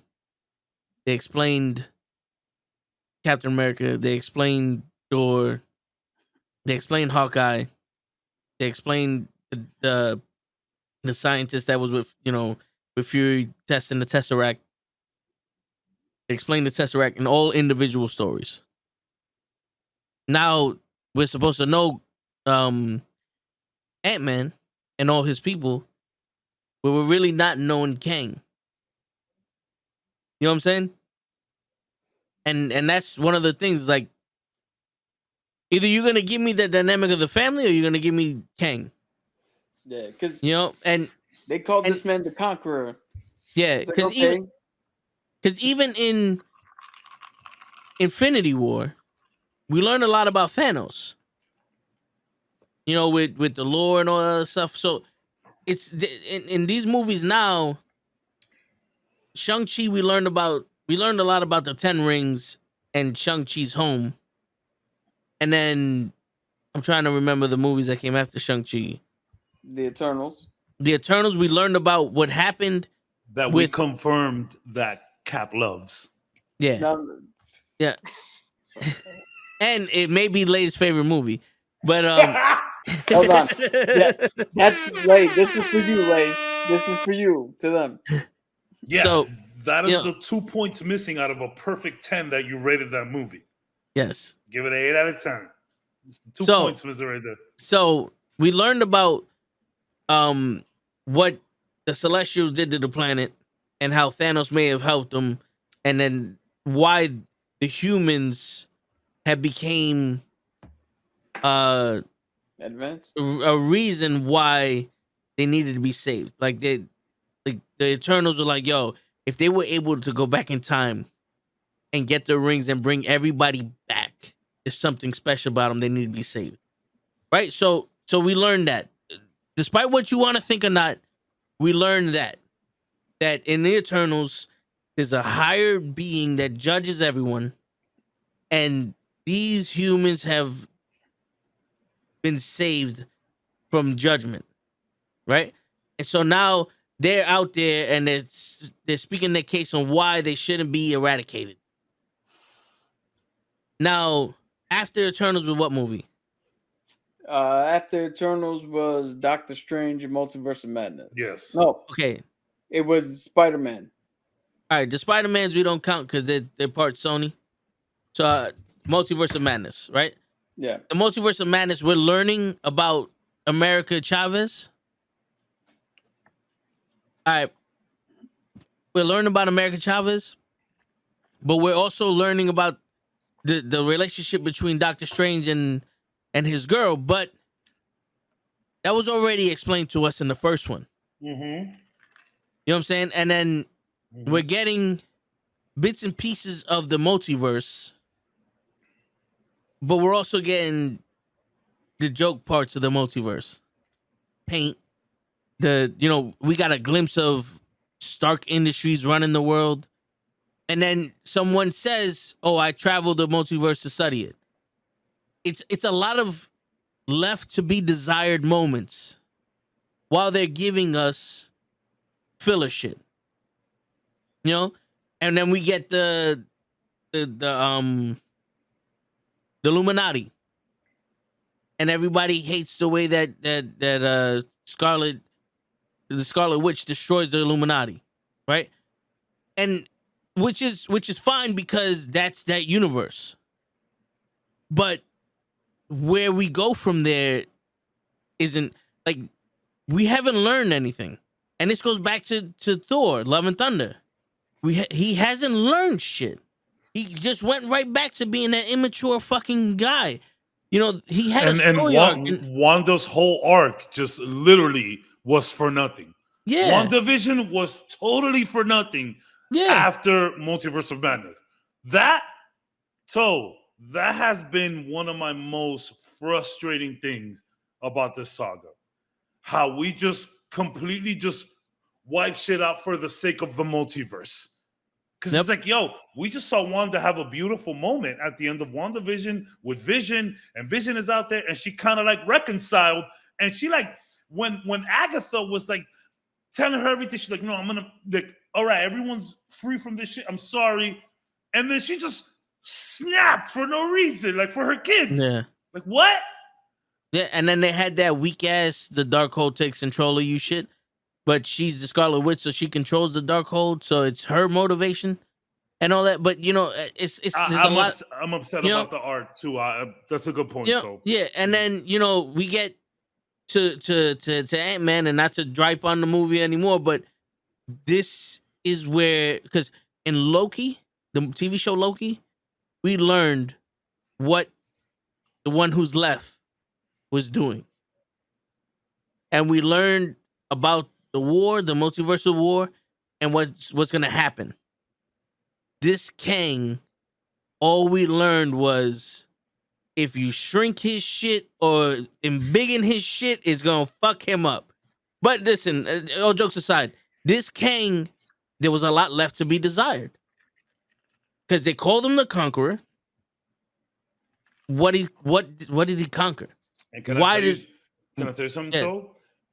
The problem, him having things be left undesired, whatever it is that you just said, to be desired, would have been okay if he wasn't the main villain and he would have been in the background the whole time. Yeah. Because we knew that from the very beginning with Thanos. This is the guy, but he's sending other people to do his bidding first until that special scene where he's like, yo, I'll just do it myself. So if Kang was still like in the back, we would have just been like, okay, we'll see him soon. And I think, we all four of us, when Led was here, we called it. How is the multiverse saga with Kang gonna work when you only got 5 years to explain it, as opposed to Thanos, who had like 8, 9, 10 years? We called it. We've been called it. So kudos to all of you guys in this fucking podcast. I have an off the wall pie in the sky theory. Oh, I'm here for it. But we're gonna have an hour and a half left for this main event. Oh yeah, we're getting to it. We're getting it. 3 minutes. 3 minutes. Anthony, we'll get to you in a sec. If I was Kevin Feige, I would have taken the shot. Keep all these movies the same. Let everybody like us fucking get mad and turn around like, yo, what the fuck is MCU doing? It's starting to whatever. The Council of Kangs literally said they're messing with the multiverse. Yeah. They're starting to touch the multiverse. So here's my pie in the sky, what I would do. I would make that scene. They're talking about us, not the heroes. We come to find out that Kang is messing with us. And these movies that we've seen are multiversal versions of the heroes we know. That's we so thought that's we so were watching meta. a story, but no, he was fucking with our perception of who these heroes are and what's going on. That might be too meta. That might be too meta. But you're a smart man. Like, you could think of this shit. That would be insane. But imagine these feeble minds. It wouldn't be able to keep up with that. Like us here, we get it, but that would be so sick too. Like, just a big troll on the audience. Yeah, that'd be fun. I like that kind of shit. And that sparks realistic conversation. Going back to Toe's point, it's like, yo, are these guys fucking with us, or like, are we reading it wrong? That's real conversation. Yeah, that'd be super dope. So the question I have is, what movie is coming after Guardians of the Galaxy? The Marvels. Yeah. Okay. It got pushed back to November. But okay. So is it fair to say that we're not really gonna get advanced storytelling until the Marvels? We're not gonna get Kang shit until Loki, and then we're not gonna get Kang at his finest until Kang Dynasty. Yeah. Because I don't see Guardians of the Galaxy dealing with any of this shit. I don't think they're gonna be dealing with none Kang of stuff. None of them dealt with any of this shit except for the stones. But they didn't, like, and it you know was what I'm saying? Minor. Yeah. It was just the fact that it was one of those, oh yeah, by the way, Thanos is looking for this. Le hasn't commented in like an hour, but he made sure to comment about the Marvels. I love your consistency, brother. Right. I love it. Once again, I really do care about the Marvels. Yo, keep that same energy though, because I think the Marvels will surprise a few people. If it's not for like this, if it won't be for like, it might not be for all of the overarching like multiverse stuff, but I think the moment to moment scenes with Kamala and Monica and Carol, I think those will be good. Yo, do you know what I want to see Kamala's mom in this movie. I'll tell you right now, if Kamala Khan can make or can humanize Carol Danvers, and make her likable, I think this movie is a success. Yeah, yo, Captain Marvel, you're a little much right now. I'm cool. I'm young. Listen to what I'm saying, and it's that meta moment where it's like she's talking to Carol, but like she's talking to us. Like, hey, listen, we get it. It was kind of whack the first time. I'm working on her. Let me work on her, and I gotcha. Cap, I think that would be fantastic. Yo, so here's my impossible, but yet plausible pie in the sky theory for what I want to see happen in the Marvels. Let's get it. I want to see Kamala Khan on the moon, Mm-hmm. and her gauntlet freaks out because she doesn't have full control over The it. bangle. The bangle Yeah. freaks out, and she goes into an interdimensional lock where the Watcher is talking to Blue Marvel. I've been telling you, I want Blue Marvel in this movie so bad. I want them there so bad. I want them to kill him.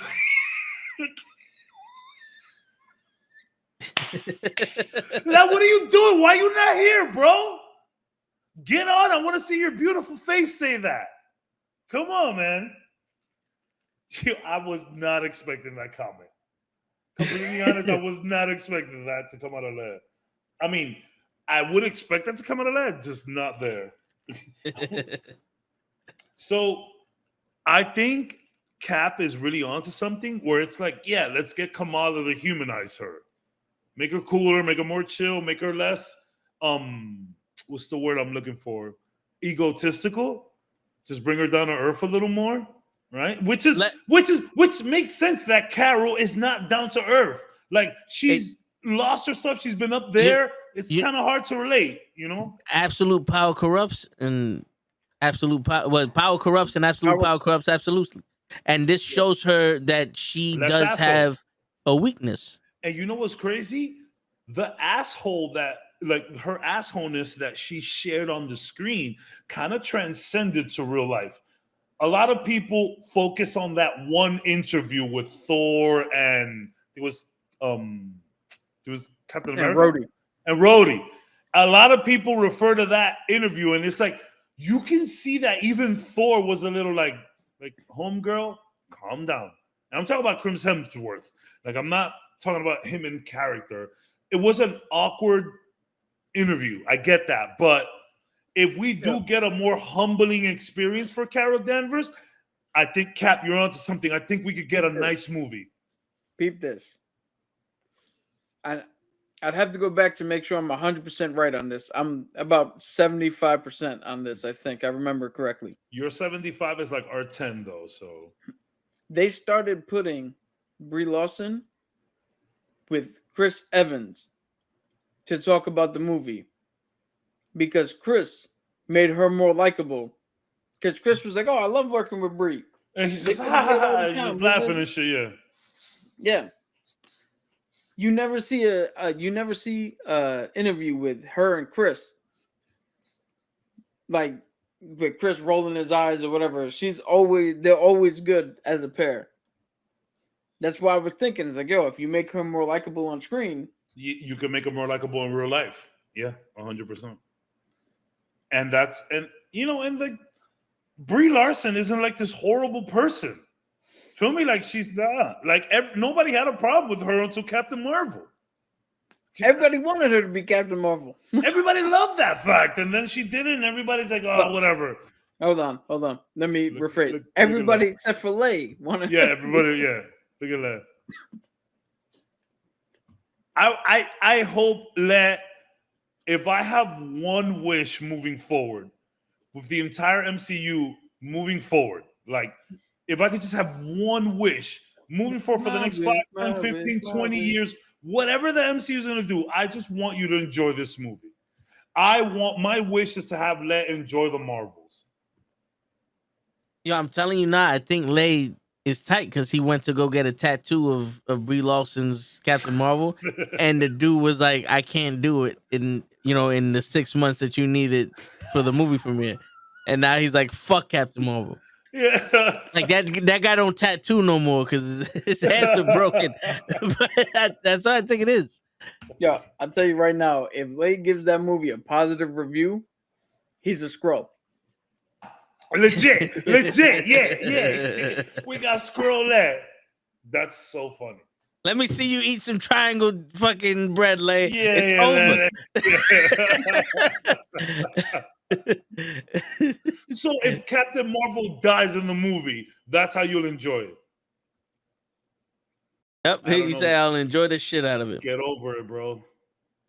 Get over it. She Like, no, I hear you. Like, it's hard to tell people to like that movie and like Carol Danvers and like Brie Larson's portrayal. It's hard to do that. I get it, but like, Yo, it wasn't that bad. I didn't think. I never looked at it like that until people mentioned it. You know? they shot themselves in the foot with giving the character amnesia when everybody else already knew the story. Already knew the story. All right, so main event time. Look at that, he's running out of letters to put. Yeah, my son sent a picture to his mom and said, "Hey, I look just like Dad here." And then she sent it to me and saying that, "Do you think he looks just like me here?" I think he looks just like her, bro. He doesn't look like me. Yeah, Not anymore. He looks just like his mom. Those lips, the nose. The only thing he has is the big forehead, the bad hairline, and the space between the eyebrows. Yeah, the eyebrows maybe. Yeah. Take a pen and draw the facial hair. He's getting it too, bro. Yo, man, it's crazy how kids grow up, bro. It's just insane how kids go out of nowhere. Anyways, who's first with their? Let me go first because I kind of feel like I have the weakest one at all. Yeah, I don't know, bro. Mine is very generic. All right, okay, all right. So this is not in any particular order, and I did add two more. And for anybody joining just now, this is the main event. We are all going to mention our top 10 and some honorable mention MCU moments of all time. This is strictly MCU, so no Marvel, Sony properties, I gather, right? I had something from Incredible Hulk. I have Spider-Man. You have some from Spider-Man 1 and 2. Okay, so I wanted to clarify that. But all right, so anything that's in the lore of Spider-Man of the MCU. Correct. Okay, cool. All right, yeah. All right, so we're gonna do that, and then afterwards we're gonna try to put all ours together so we can make a definitive top 10 list. Do you want to give me? Do you want me to give you the top 10 and then the honorable mentions? No, give me the honorable mentions first. Give you all right. The honorable mentions first. Mm-hmm. Okay, so the honorable mentions for me is when Coulson shoots Loki. Oh, when everybody thought Coulson was dead and he shoots Loki. Great, that's awesome. Another honorable mention, I put this in honorable mentions because I thought that everybody else would have this, is when Falcon says "on your left" to Cap, coming back in Endgame. Good call. Because I have that. Yeah. I did something different with it though, and you'll see what I mean. All right. So my third honorable mention, I have 10. I added 2 more when we first started talking. Is when Thanos turned back time and killed Vision again. Ooh, that's such a good moment. I didn't add that at all. You know what? The ones that really stick out to me, I'm gonna jot them down. Okay. Jot them down. So Thanos rewinds time and kills. That's a really good. I didn't think of that. Yeah. So if we gotta replace some of them with exactly. my top That's 10, why I'm writing it. That's why I'm writing it. All right. Let me know when you're ready for the next one. All right. The next one is when Wong tells Wanda that basically what she's doing is pointless, searching for her kids. Like, oh, nice. Wouldn't the fact that they're safe and happy in another dimension be enough for you? That's a good moment.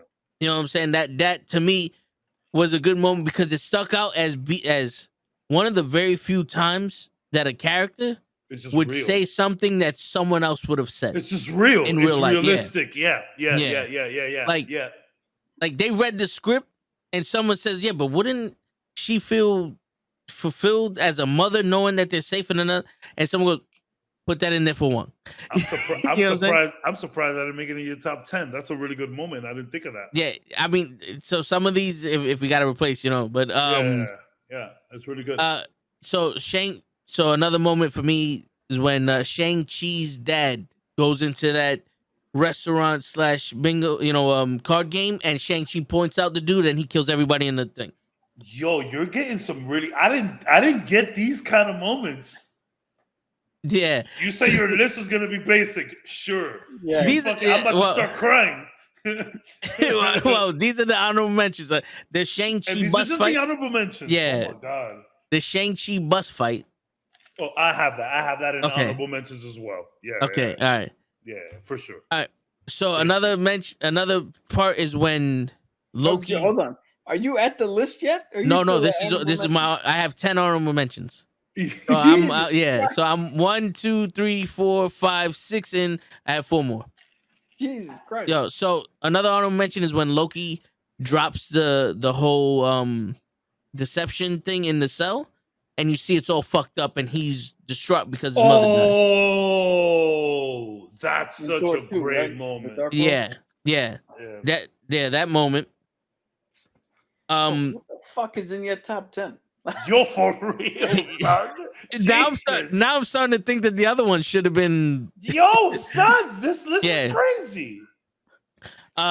Shuri fighting the most people on the bridge and killing them, and then coming back to life. Nice. You know, the Black Panther chasing Winter Soldier, Captain America, and Winter Soldier down that whole freeway. Good scene. And then the last honorable mention I have, which might have been in some of y'all's top 10, Tony Stark, I Am Iron Man. The first time. I had Wait, conflicts with that. I had conflicts with that because I knew people would add it and I didn't want to add it. And I think there is better moments in that movie. But that's a good moment. And it's great because it all wraps back up again at the end of Endgame. Yeah. So I hear you. All right. Yeah. So this incredible fucking honorable mentions. Let's hear your fucking top 10, dude. Okay. What the fuck? All right. So my top 10, official top 10. Jesus. When Hulk kicks what's his name? The guy, Blonsky into the fucking tree. Bro, I get that that's a good moment, but like half of your honorable mentions is better than that moment. Yeah, this is a personal Hulk thing for you. Yeah, I hear you. I wrote the honorable mentions after the top 10, and I was like, these are honorable mentions. It's really a top 20 list. Yeah, it's a top 20 list. Yeah. You know what I'm saying? There's so many fucking things. But all right. So Fury at the end of Iron Man, absolutely, telling them that, you know, I'm building a team. Yep, the Avengers Initiative. That one. Keep that one in mind. Keep that one in mind. Let me type some shit. I'm gonna bring up a Word document or something. All right. Of course, the one that I always mention in Endgame, Thor talking to his mom. You know, that's I put that in my list. You guys are gonna be surprised how high I put that on my list. Yeah. So another moment for me which I enjoyed was when Rocket tells Pete when they're breaking out of the thing, I need that guy's leg. I need that leg. I need that guy's leg. And he brings the fucking leg. He's like, I didn't think you would do it. That to me was a fucking top 10 moment because that was Yo, your honorable mentions are better than your top 10, bro. It's a top 20 moment, all right? It's a top 20, yeah. All right. That's a good scene, though. Yeah. So also the Thanos, I'll do it myself. And credit, that was one of the top 10s. Another moment is when Civil War, they're about to fight. Spider-Man swings in and takes Cap's shield. Yep. Hey, when Killmonger is leading the trade and everybody's at war, and T'Challa comes back and goes, I am not dead. Yeah. As you can see, I am not dead. Yes. Yeah. Great moment. That moment for me, it was one of the top 10. Great moment. Cap picking up the hammer. Absolutely. I know a lot of people have that in the. It's gotta be. It's gotta be top 3 at least. Yeah. And another top 10 moment where I don't think anybody else has this, and maybe people didn't think about it. If I'm wrong, let me know. Is when Black Widow and Hawkeye were fighting to kill themselves for the Soul Stone. That's a good moment. That is a really good moment. I'm gonna put that on the list. on my list of shit we could bring back later. Black Widow versus Hawkeye. Yeah, that's nice. Great list. You really made a top 20, bro. Yeah. You really made a top 20. Yeah. You're done? Yeah. So I have 25 more things to say. Now fuck with you. Yeah, no. I have bro. I had a lot. This was hard cutting them down. But out of yours, I kept Thanos kills Vision. That's a fantastic moment that I don't think we talk about enough. I also kept Loki hides his pain of his mom's death. Like that. Damn, that's really good. That might just sneak into like maybe like 10-ish. That's so good. Fury building the Avengers, classic scene. And then Black Widow versus Hawkeye. All right, I'm next. If you guys don't mind. Okay. Okay, so here are the honorable mentions. So there is a lot of cool transformations in the MCU. Like people donning their suits and donning their mantles, right? There's a lot of cool ones. Iron Man's first transformation from Iron Man 1 is great, but he didn't crack the top 10. I have someone else's transformation that cracked the top 10. Talk about that shortly. T'Challa Star-Lord, honorable mention, just fantastic, feel good. Yelena and Kate Bishop, the mac and cheese scene, fantastic. All I want is more Kate and Yelena. I didn't add the TV shows. I did some TV shows. All right. Which is good. We could build off of that. Yeah. The Shang-Chi bus fight, 10 out of 10. Honorable mention because it's just such good moments in the MCU, but that is a great moment.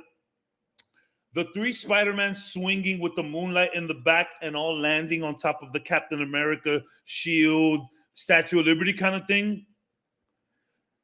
This is personal. The Professor X reveal. We knew it was coming. We knew it was coming in the movie, but the subtle in the back is good.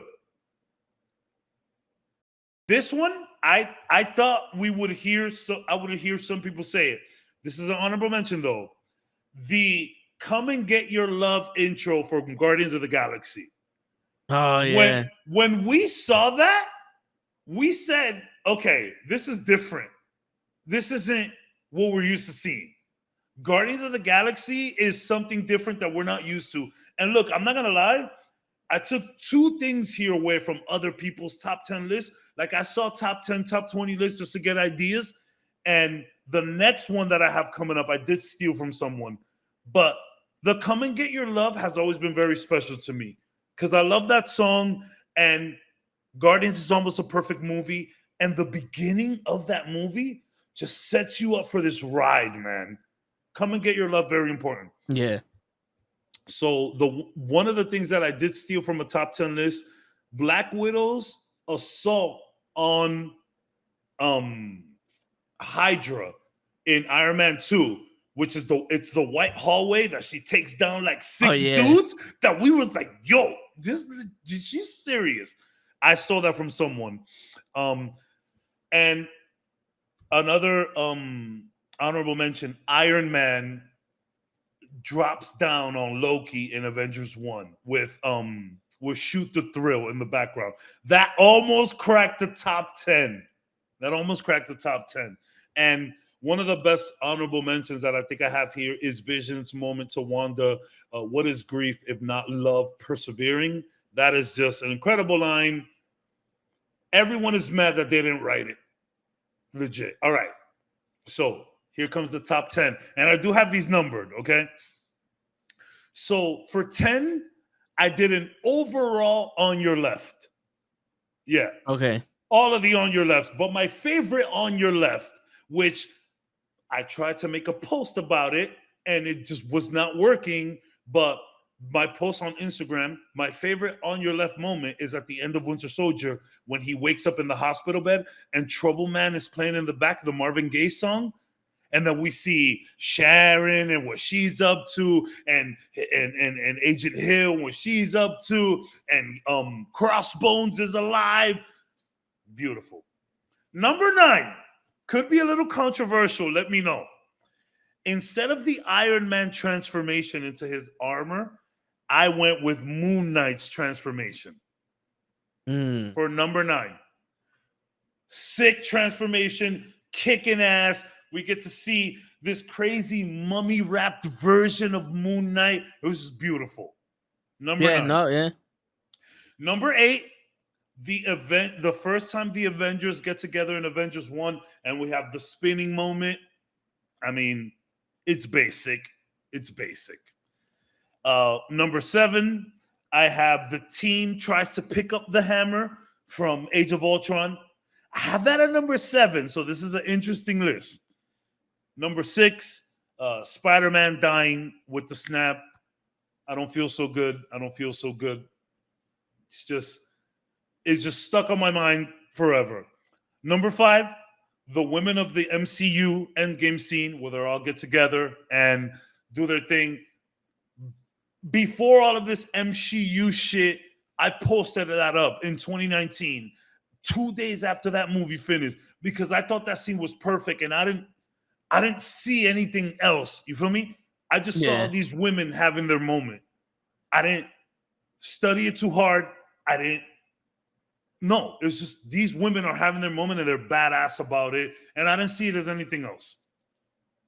4, the elevator fight in Captain America Winter Soldier.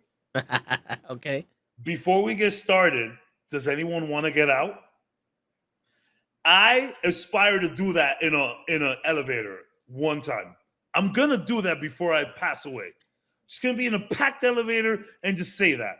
Okay? So, top 3. Okay? 3, Thor's enters Wakanda. Bring me Thanos. I don't care. Number 2, Captain America picks up the hammer, of course.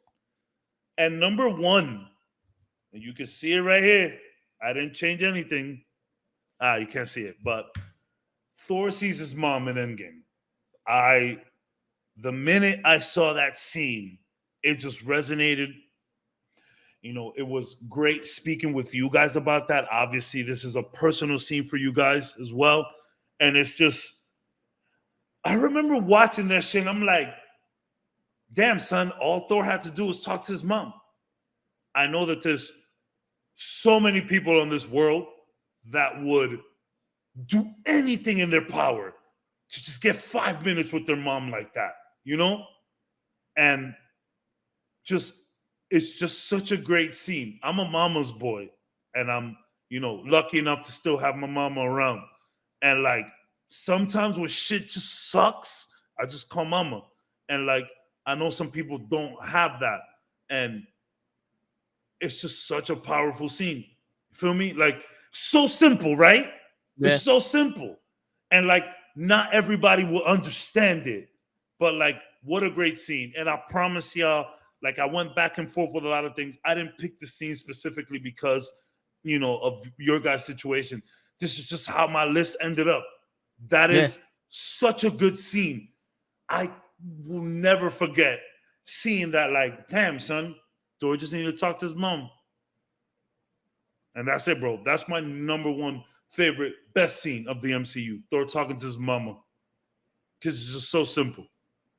Well, I'm done there.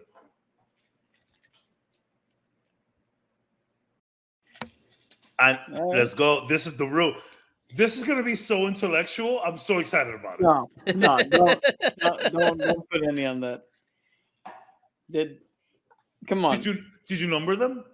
No. Or no particular order? Okay. No, there's no particular order, but there's definitely a hierarchy. Cool. So I did not have honorable mentions. It's all good. Because I was told to pick 10. I narrowed my list down to fucking 10. It was so hard. I don't have that discipline, bro. You have that discipline. So, number 10.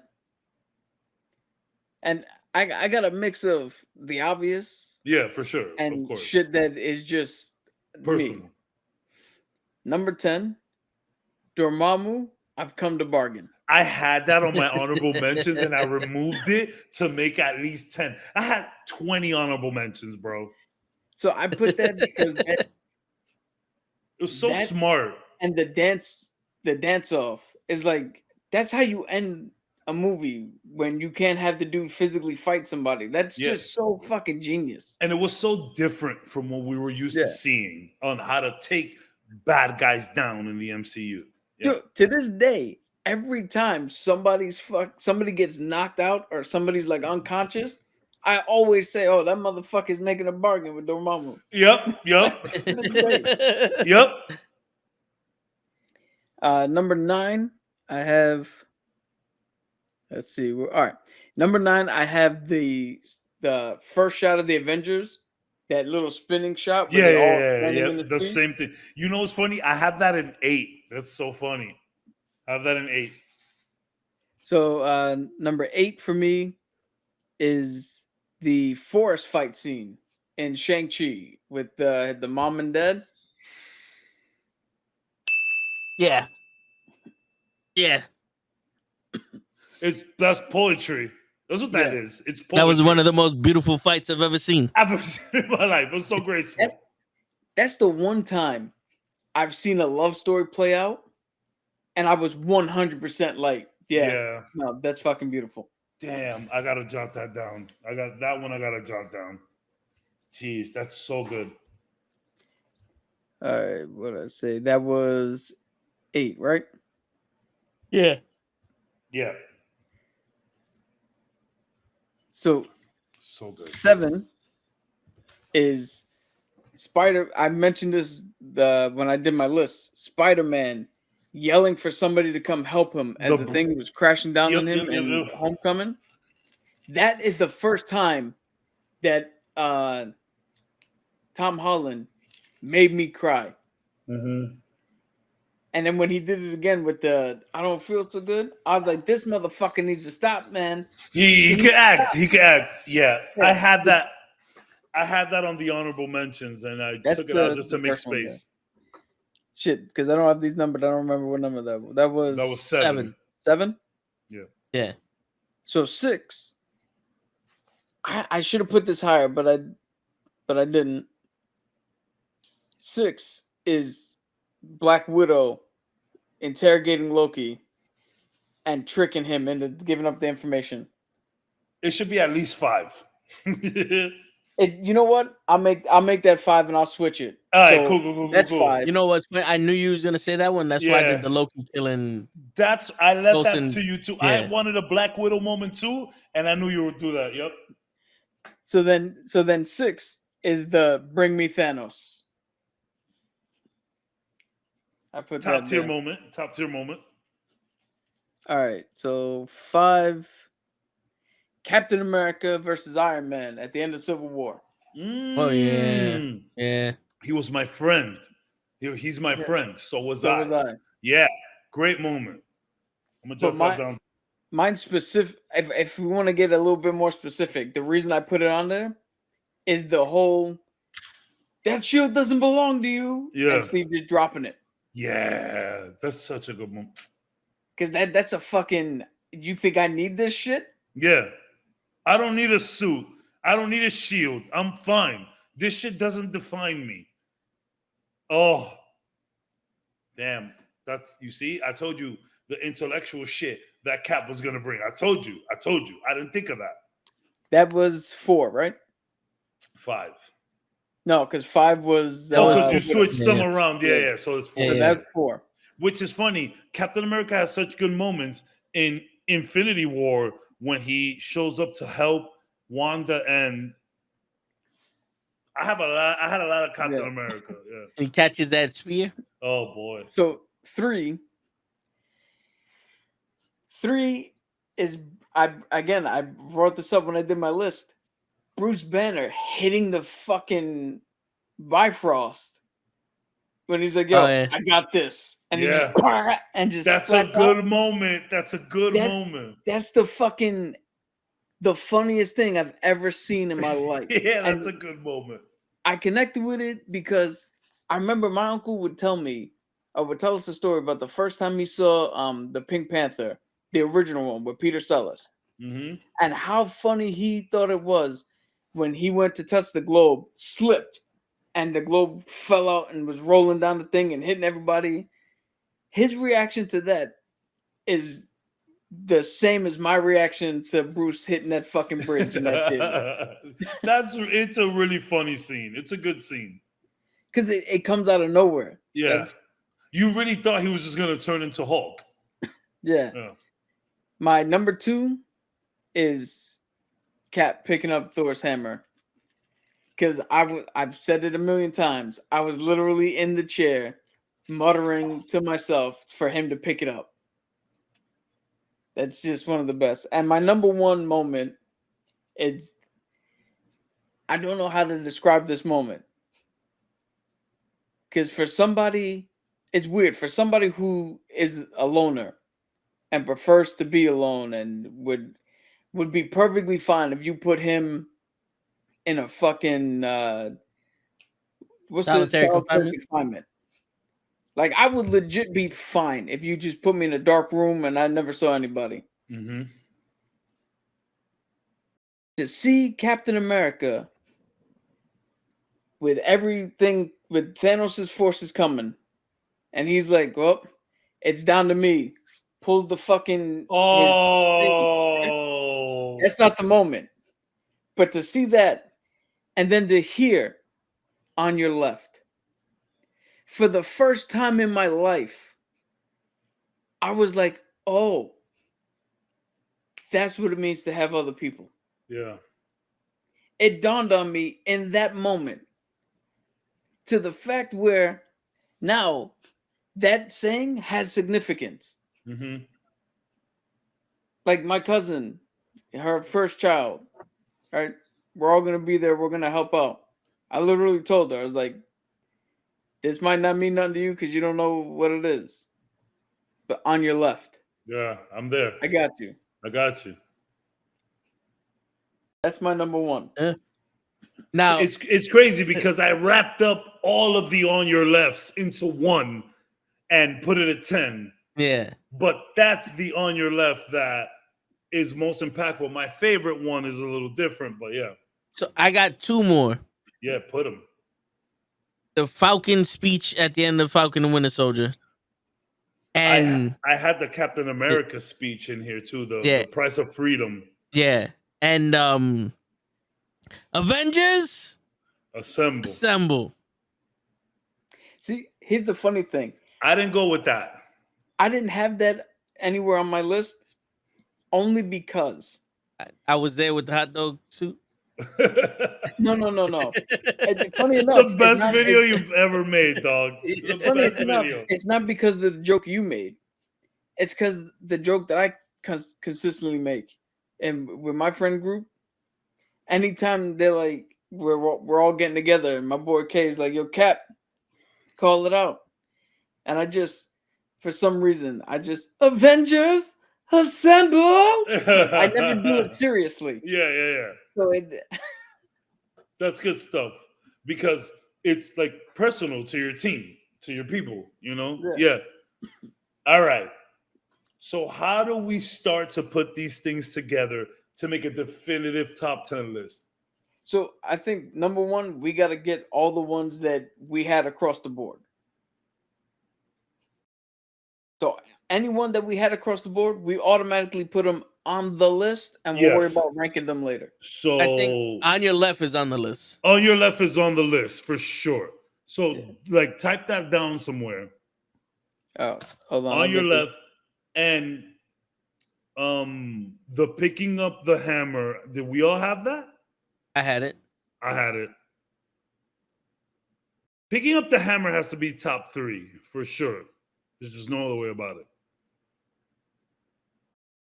Okay.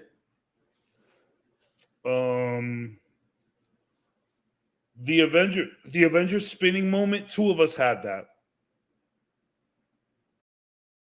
All right, we'll put that. On your left might just win first. Might just be top 1. You guys had the Loki reveals himself moment. Well, no, the Loki. Toe Tags had the Loki reveals how upset he is about his mom moment, about her passing, which I like that moment. And I thought you had that on your honorable mentions too. no, my honorable mentions I had. No, I didn't. I did not. I had what is grief if not love persevering, which is shouldn't be top 10, but it's just a good line. You know what's an honorable mention that I didn't have? The Drax invisible moment. I had to remove it. I had like 18. I had like 18 honorable mentions, and I removed like 8 of them. Mostly like they were mostly funny stuff though, and I removed the Drax one, and it hurt to remove the Drax one. Did I mention Hella breaking Thor's hammer? No, you didn't. No, because that's on my list. So I only gave you a 9. Oh, that's a good one. All right. So yeah, all right. So we have 3 consensus. Yeah, picks. 3 consensus.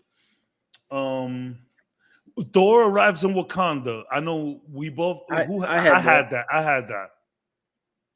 I didn't have that. I had Thor talking to his mom though. I had Thor talking to his mom.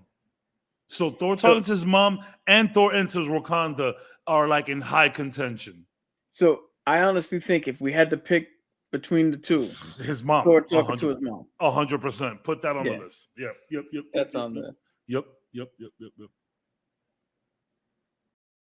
What a great, god damn it. I literally it was between, it's crazy because my top 3 has 2 Thor moments in it. Which is talking to his mom, entering Wakanda. That's crazy. Considering how like mid most of his movies are. It's crazy. Word. All right. So we already have like 4 there. Yeah, we have 4. All right, so I need that leg. All right, so you know what? We have those top 4, right? Yeah.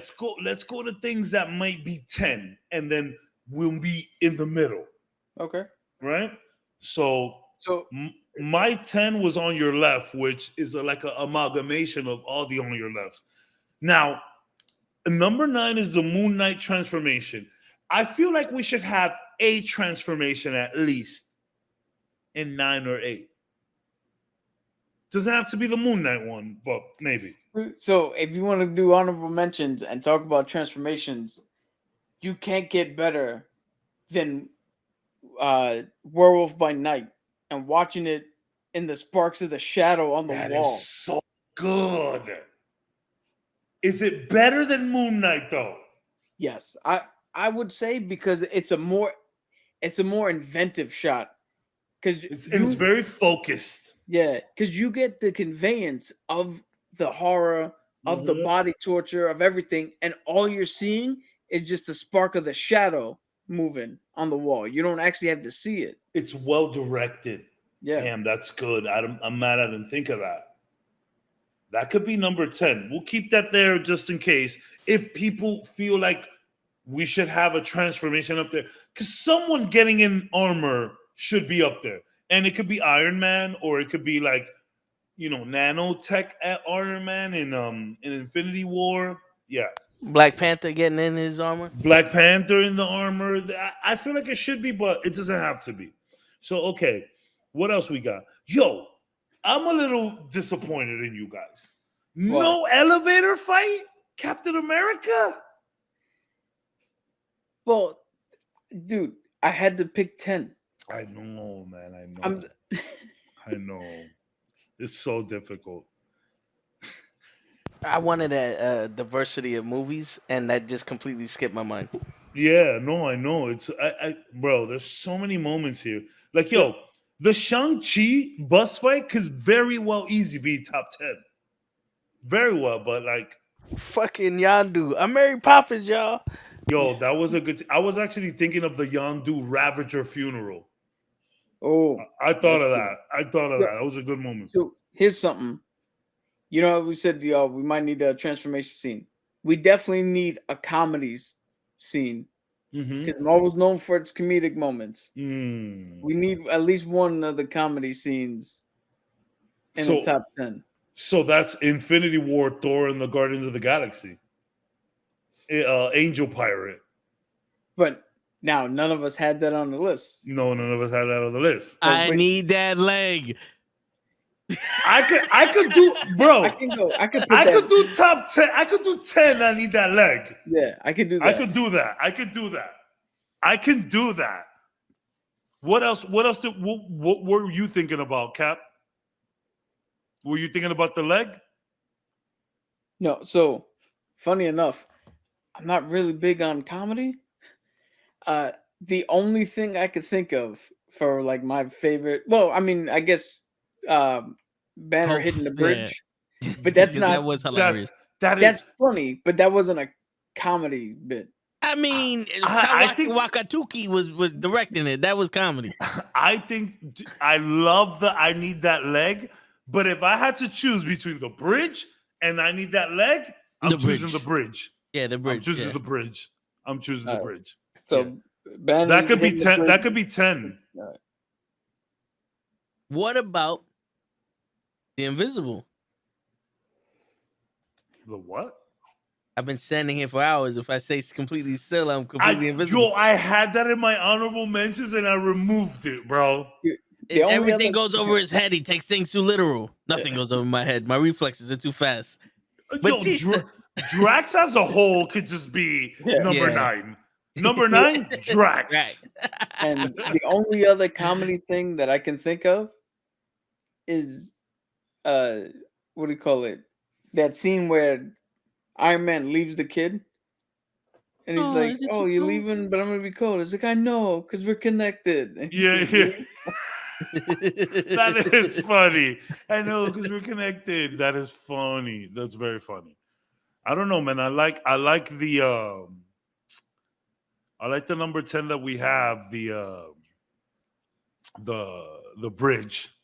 All right. So are we locking that in? We can lock that in at 10. I think we can lock that in at 10. What do you think, Toe? We can lock it in at 10. I think do you want another comedy bit at 9? And we could put like either Drax or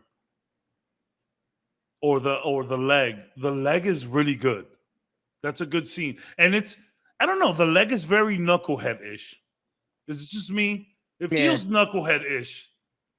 Yeah. It's kind of random. It's kind of out there. Yeah, I don't know about you, but every time that I'll be like seeing shit and I see somebody with like a cane or a walker or some shit and like, I want that leg. Yeah, I need that.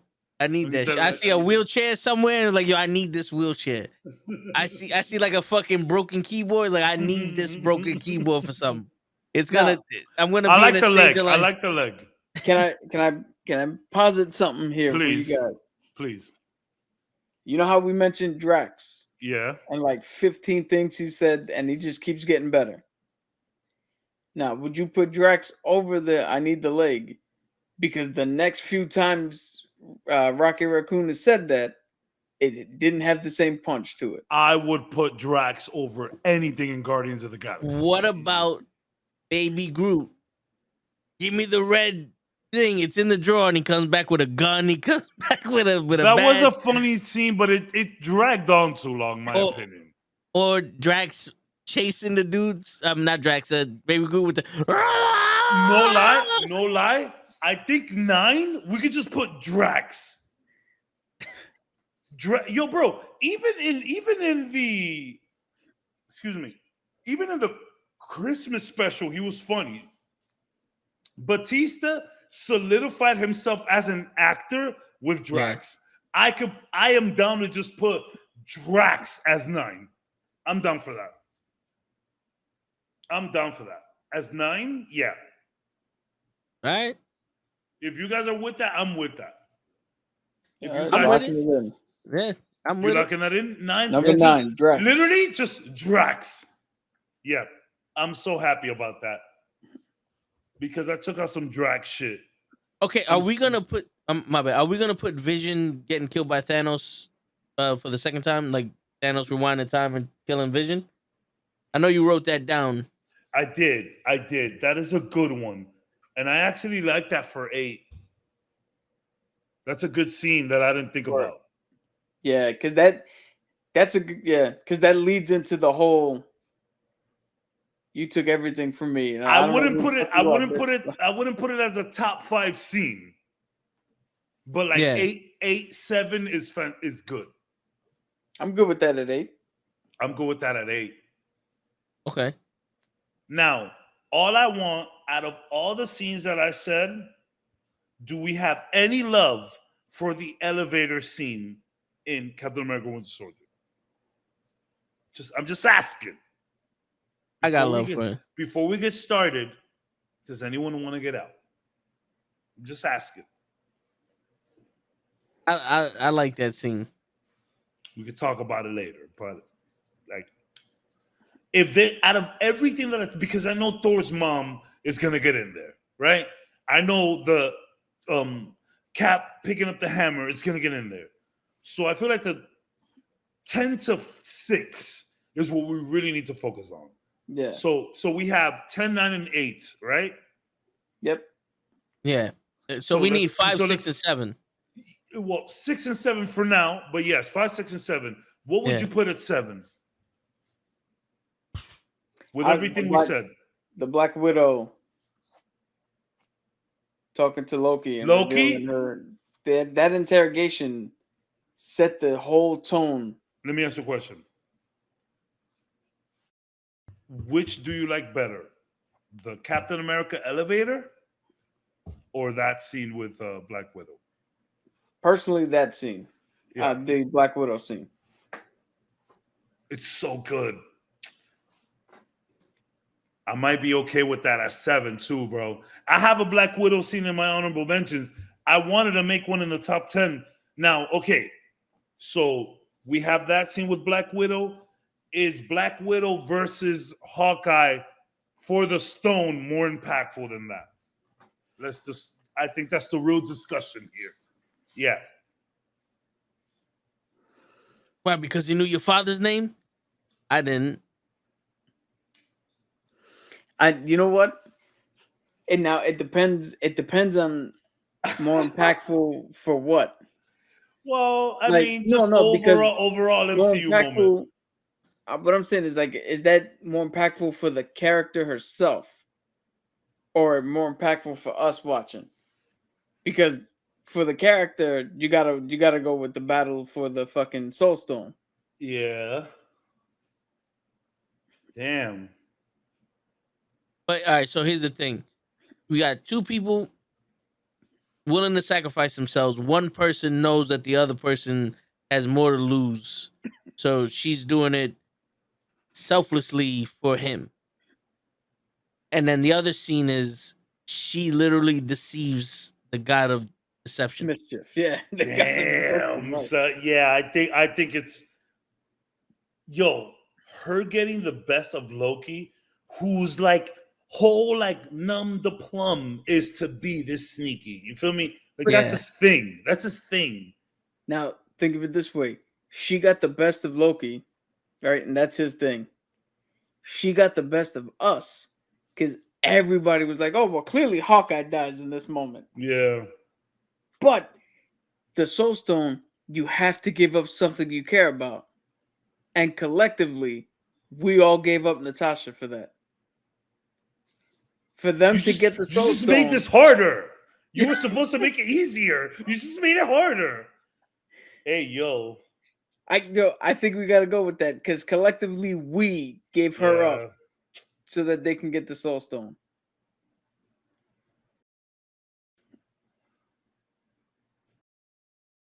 Damn, this is hard. All right. On the count of 3, who goes for the Soul Stone? Yeah, Soul Stone. So that is Cap. It's a great mention though, and maybe we could possibly revisit that in a couple of spots. It's a good one though. Man. Like her doing that to Loki was insane. Damn. This is my kind of favorite episodes, man. I love shit like this. This is fun. Yeah. This is fun. I love this shit. All right. So number 6. So some of the ones that I got from you guys was Thanos kills Vision, Loki hides his pain from his mom, I think that's a good 6. But Fury building the Avengers, Black Widow versus Hawkeye. We just put that up there technically. Let me scratch that out. The Shang-Chi mom versus dad fight. I think that is a great candidate for 6. Yeah. So, okay. Is that better than the Captain America elevator fight, though? I'm going to say, for me, yes, because the Captain America fight was exactly that. We saw Cap in a moment where he's like, I got to fuck everybody up. Okay. There's no way out of this. Okay. But the Shang-Chi scene, that in and of itself was an entire movie. It gave so much meaning to everything else after. Yeah. That one scene had more story than Ant-Man Quantumania. Yo, dog, for real. That's so sad that you said that. Fucking A. So I'm looking at some of my honorable mentions just to see. Come and Get Your Love, no. Spider-Man, no. Shang-Chi bus fight, no. I think that's a good 6. What do you think, so? I think that's a good 6. You know why? Because it's beautiful. It's poetry. Yeah, it's poetry. That is the most non-MCU-ish thing that they did in the MCU. And it worked better than most of the MCU shit they do. Yeah. That was I mean, yo, bro, the shit about Shang-Chi that has always stood out is the choreography. Like, they had real fight scenes. Captain America, Winter Soldier, Infinity War has some great fight scenes too, but this is more martial arts, and I don't know, it just resonated a lot. It was so good. Yeah. So we're putting that for number 6? That's good for number 6, yeah. All right, top 5, here we go. Read some of yours out. My top 5 was the woman of the MCU moment in the Endgame. And then there's the elevator fight at 4. Then Thor, Wakanda. Then Captain America picks up the hammer. And then Thor sees his moon. What were your top 5? Or like the last 5 that you read? So I had Banner at 3, On Your Left at 1, Cap's Hammer at 2, Bring Me Thanos, and the Civil War fight. Those were my top 5. Yo, I removed the Civil War fight just because it was a little convoluted and everything. But now thinking about it, is that not the perfect spot for 5? The Civil War fight? Right there in the middle. Is it not? Yeah. Perfect. Right there, top 10 at the number 5 spot, because there's so much more to that fight. Like, that fight is not about the fight. Yeah. It's about the characters. You're right. It's about every other thing but the actual fight. The fight. You feel me? So, like, yeah, that's a 5. Yeah, that's good. I think that's good at 5. I'm good with that. It has nothing to do with the characters themselves. But the fight itself is about the characters. You have some funny fights where it's Natasha and Hawkeye. You have some serious fights with Winter Soldier and Panther, and then you have some other shit with people discovering each other and respecting each other, like Captain and Spider-Man. It has nothing to do with this incredible 20-minute fight, to be honest.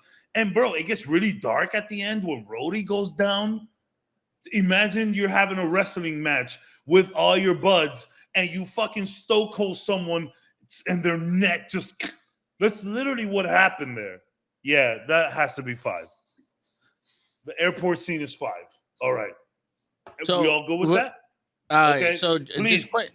Not for 5, just questioning I Am Iron Man. Okay. Now, are we going to add that in there? Because there's some things that are like pivotal Pivotal. to the MCU, at least the Infinity Saga. So I had the Iron Man transformation, and I had the I Am Iron Man as an honorable mention, because I don't want it to. I didn't want to rate things based on their significance.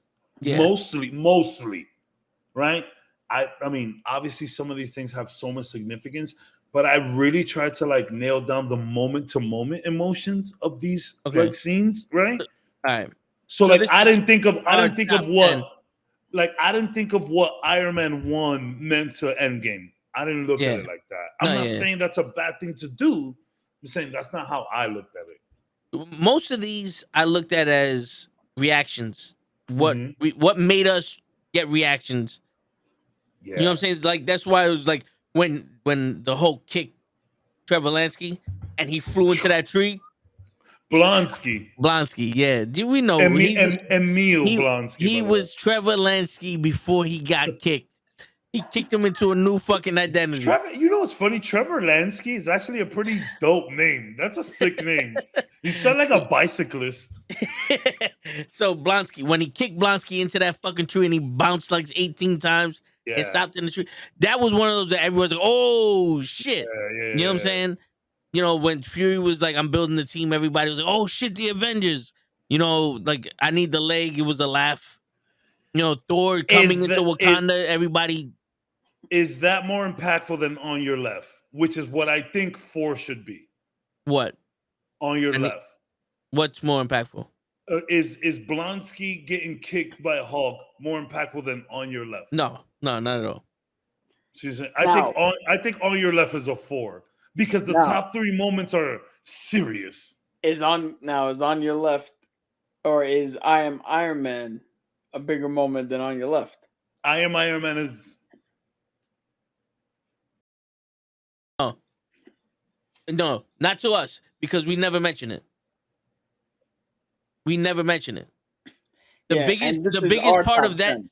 The biggest part of Infinity Wars has always been Cap, there's nothing left here. Like I got nothing left, but I'm gonna give what I got left I gotta stop you no matter what. Him strapping up his shield as a tourniquet is on your left. Yeah.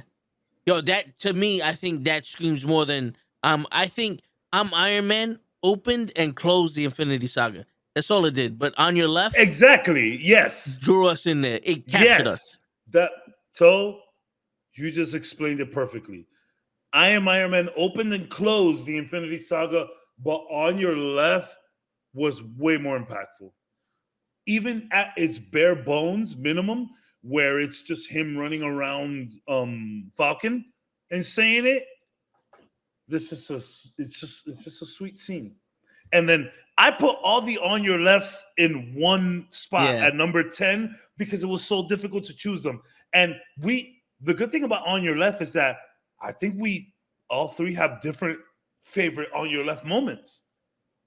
Cap, you got the Endgame On Your Left moment. I got the Winter Soldier at the end of when Captain America wakes up On Your Left with Trouble Man on the side. So like it's just that's a moment that keeps giving. Yeah.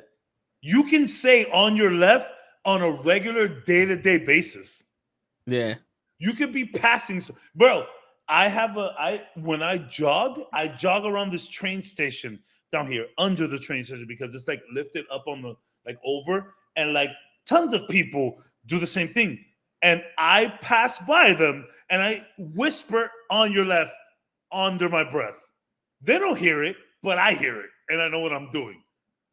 I think On Your Left at 4 is just fine. Yeah. I like On Your Left. All right. Oh man, On Your Left is so good. Damn. All right, top 3. No more bullshitting.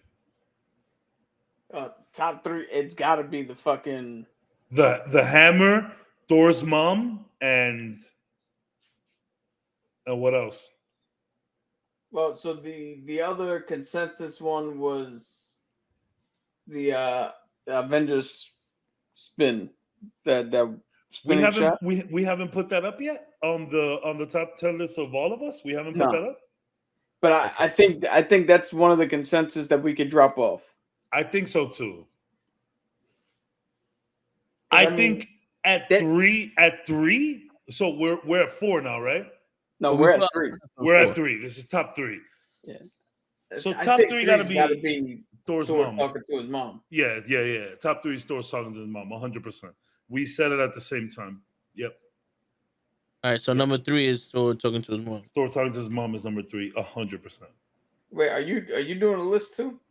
Yeah. No, I'm following your list. No. Well, I'm not. No, because I'm writing them down. Yeah, Yeah, right. I got a little thing here. Just to, back it up.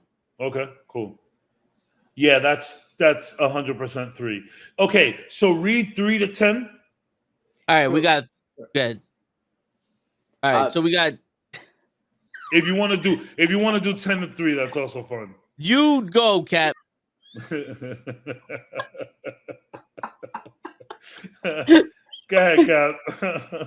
Yeah, it's weird. The whole time I thought I was the one doing the list. I didn't know we were both doing it. You guys are incredible. Like, you're synced. Synchronized. Number 10 is Banner hitting the Bifrost Bridge. It's yes. Number 9 is just Drax. Just Drax. I Yeah. love number 9. I love number 9. Number 8 is Thanos kills Vision again with the That's- Time Stone. Yes, I'm mad I didn't think of that. Number 7, Black Widow dies for the Soul Stone. Yes, sir. Number 6, Mandarin versus Shang-Chi's mom. I forget what her name is. Sorry, but in the forest fight. Number 5, Civil War fight. Cap team versus Iron Man team. Yep. Number 4, On Your Left. Mm-hmm. And number 3, Thor talks to Freya. So we have 2 left. Yep. And one of them is Cap picking up the hammer. Yeah. So is Cap picking up the hammer 1 or 2? Here's my thing. It's a double-sided question. If it's number 2, what's number 1? If it's number 1, what's number 2? Okay. So let's talk about what can potentially be 1 and 2. All right. Yeah. So the hammer is number 1. Well, the hammer could be 1. Could be 1 or 2. The hammer Should could have be 1 or aimed 2. for the head. Because I have Thor's mom at 1, him picking up. Okay, Okay, so for number 7, I have the team tries to pick up the hammer. That's a good scene, but I don't know how no one said that. Yeah, So no, It'd be kind of redundant, Yeah. But I mean, Thanos, you should aim for the head. What Yeah, I did mean, you do? I mean, he won. The snap overall. Yeah. You know what? We could put the snap number 1. I think we could put the snap number 2 and Cap getting the hammer number 1. I'm cool. Hey, I'm cool with that. What do you think, Toe? Picking up the hammer number 1 and the snap 2. I'm down for that. Yeah. None So, of the my snap shit. number 2? None of my shit made it into the top 10. By the way, well, I mean the Yeah, obvious stuff. The obvious stuff. Okay, can we do now that we have the top 10? Can we do a 5 honorable mentions though?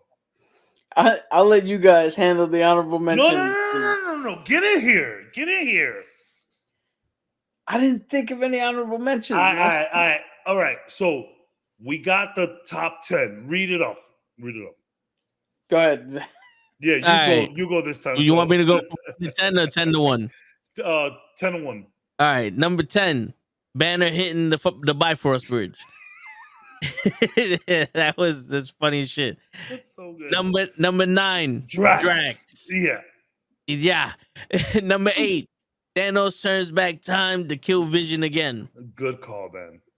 Number 7, Black Widow kills herself for the Soul Stone. Number 6, Shang-Chi's mom and dad fight. Yes. That fight scene. Number 5, the airport Civil War fight scene. Yes. Number 4, on your left. Yes. Number 3, Thor talking to his mom. Yes. Number 2, the snap. And number 1, Captain America picking up the hammer. I like it. I like it. Yeah. I like it. Great list. Before we get into the honorable mentions, I just want to say the silliest thing that I'm thinking of right now. I'm never, ever going to be able to watch Thanos reverse time and kill Vision again without my head soundtrack singing Cher. If I can turn back time. Legit. Yo, I am going to tell you this, though. For honorable mentions, we're going to do 5. Number 5 should be Dormammu, I've come to bargain. Honorable mentions number 5 is Dormammu, I've come to bargain. I had it and I removed it just to have make space. But Dormammu, I've come to bargain should be top 5 honorable mention, my opinion. Right there at 5. I'm cool with that. Yeah. Now, what about Mary Poppins, y'all? I'm Mary Poppins. All right, I have one for you. Yeah. We could do verses, right? Yeah, I do. Yeah. So, I'm Mary Poppins versus the Shang-Chi bus fight.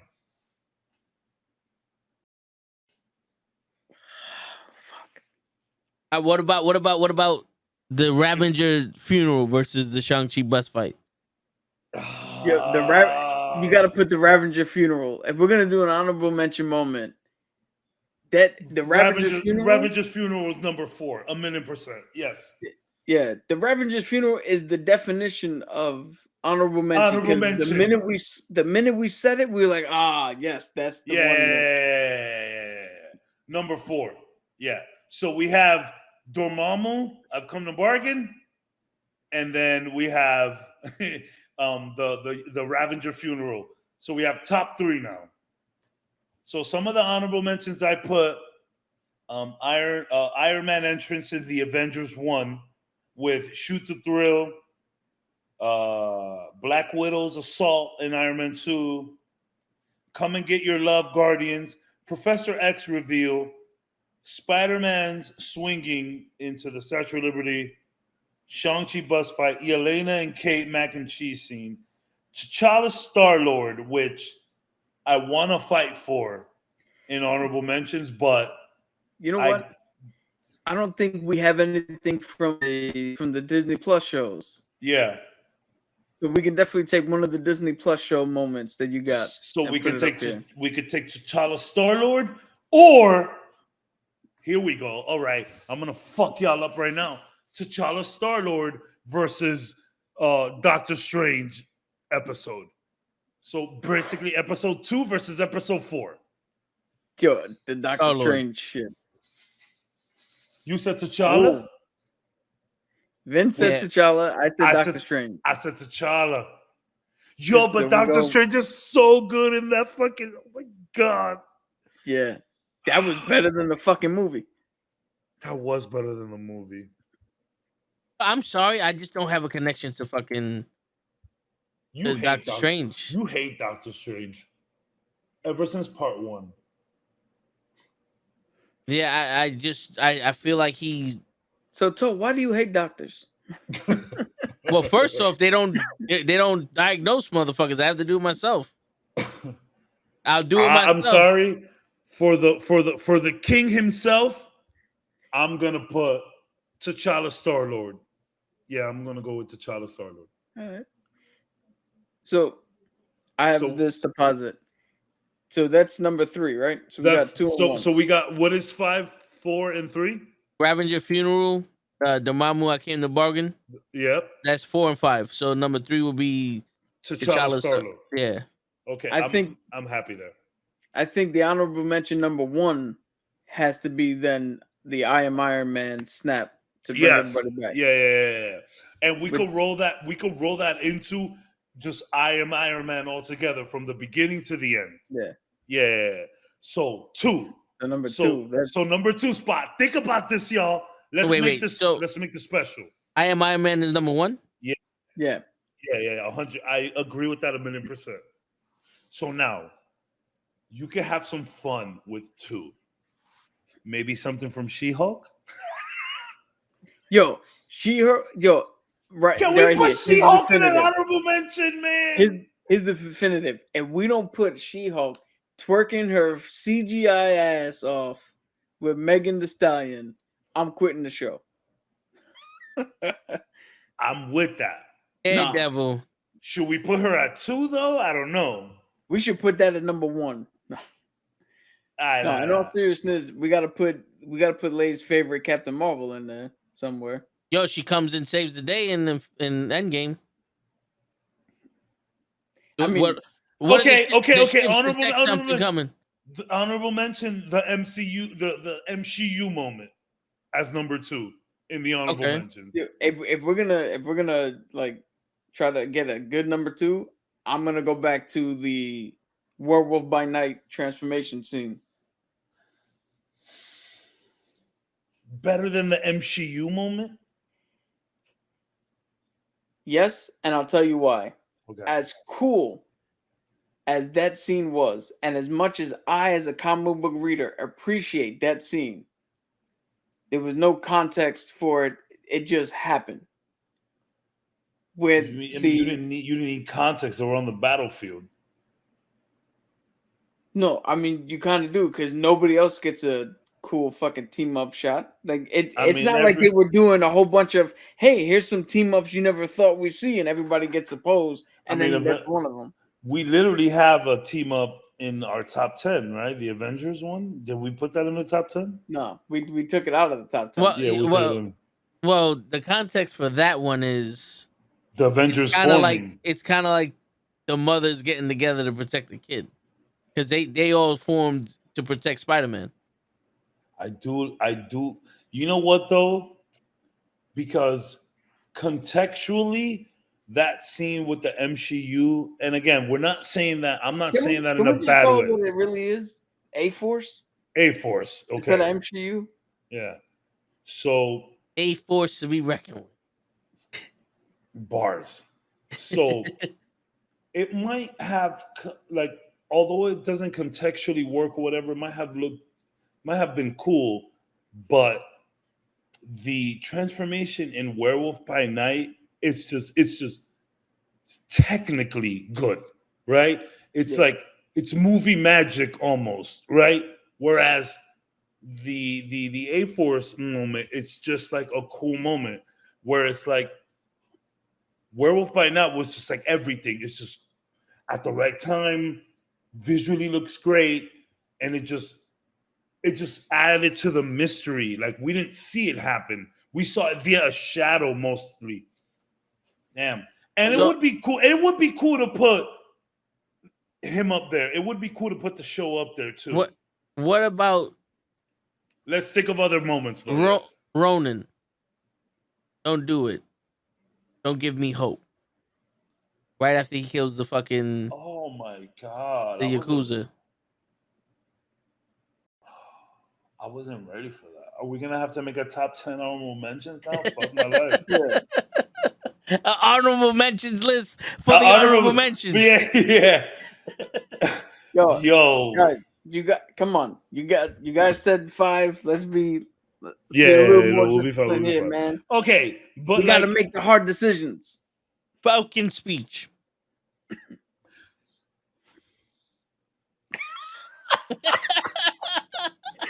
Yo, I've never seen anybody visually with a look slap somebody in the face before. That was a straight up. He just punched you dead in the face with one look. That's such a good speech. Why is the honorable mentions harder than the top 10? Because the top 10 is kind of obvious. Yeah, you're right. I'm willing to put that speech over the transformation. I'm going to put that speech too. All right. So we got the speech there. All right. Let's look at other things and see if the speech beats that.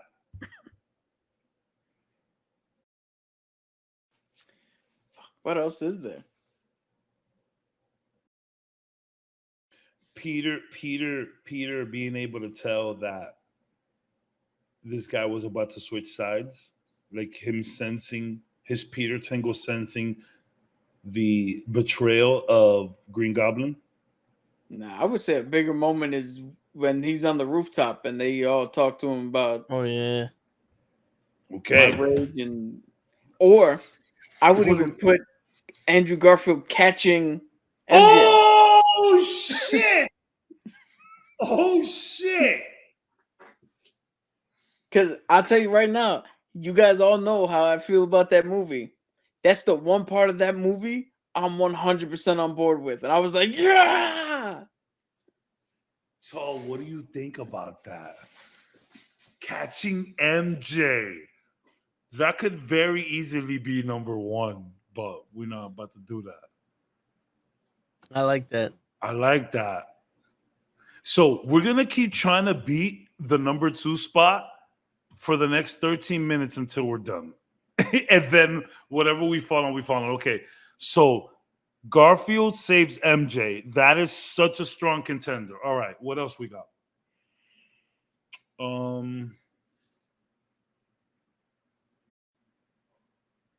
Damn, that's really good. That's really good, y'all. Yeah, I'm trying to think. That's really good. Can we make it more like maybe more comedic, where the angel pirate scene with Thor and the Guardians? I keep trying to slide that in, but I understand. Dude, you want to go more comedic? The elevator scene with Yolanda, your love. Oh my God! All I want to do is put Yelena and Yelena, Kate baby. in this list. That's Yeah. all I want to do. Ow, why did you do that? That's hurt. all I want to do. If we could get them anywhere in this list, but is that shit ain't better than? That's not better than him catching MJ. No, it's not. It's not. It's not. Damn, you set the bar too high with that, bro. Yo, Shit. I'm not gonna lie. I'm low key. I want to take the Banner hitting the thing out and put Garfield catching MJ at number 10. What do you think about that? So I might be down for that. You know something? I'm down I think for so. that. Yeah. I'm And down for then that. Banner Yo, hitting the think thing will about it. be a good. That's not only redemption for the character himself, but that's like Oh, that was a big redemption for that's a- Garfield. And yeah, like, and just it's a great movie moment. Like at the end of the day, like it could have been any of them, but it was Garfield because he needed to do it. And they specifically thought of that. Like, yo, we know the shit that you got for part 2 when you couldn't save Gwen. We're gonna let you save a version of Spider-Man's love. Yeah. I could switch that out. I could switch that out. An honorable mention right. we put. Yeah. Switch that We out. put it at what, 2 or 3 or For what? Banner hitting the thing, or do we put that on the side and see where it lands? We could put that at 3. All right. And what would we put at 2? So wait, what are we bumping out of 3? Nothing. Wait, 3, so 2 and 3 were. I thought we had we had 3. We were just working on 2. No. We had Iron Man. I Am Iron Man number 1. Yep. Number 4 was Ravager's funeral. Number 5 was Dormammu, I've come to bargain, and number 3 now is Banner hitting the. We had I could have sworn we had a 3. We had Falcon speech and Garfield saves MJ as alternates to see where we're gonna put could him. have sworn we had a 3. Damn, did we just? I thought we had a 3 as well, and we were only going for 1 and 2. Yeah. You said I Am Iron Man was number 1. Yeah. Yeah. Off the love and respect. That's back when I thought we only had 2 more to go. Yeah. So now is Falcon speech number 2? Damn. Or do we find something better? Hold on. I could put Falcon speech in number 2.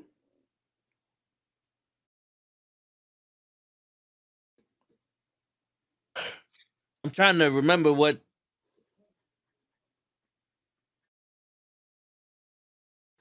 I could have sworn we had that shit. What about Thanos beating up Hulk? I think as cool of a moment that is, I think that moment brings up a lot of contention because then everybody's like, then the Hulk turned into a bitch. Ant-Man turns the Giant Man. And that's a cool moment, but that's part of the airport fights. Yeah. Wakanda forever. The ants come marching in and kick the shit out of the Conqueror. You can put that in the top 10 of all time. Put that in there for Cabs.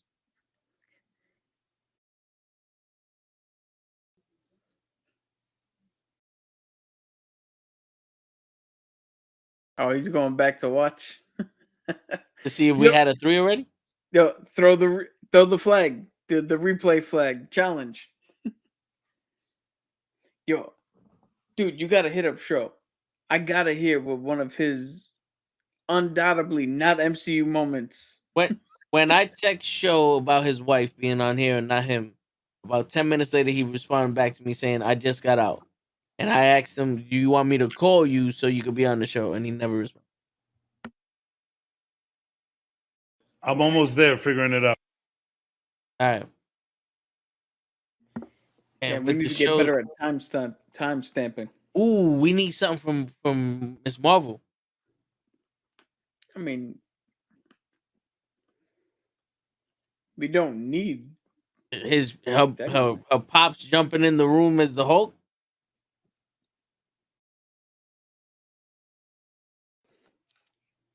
I would put the wedding scene, really. Yeah, the dance.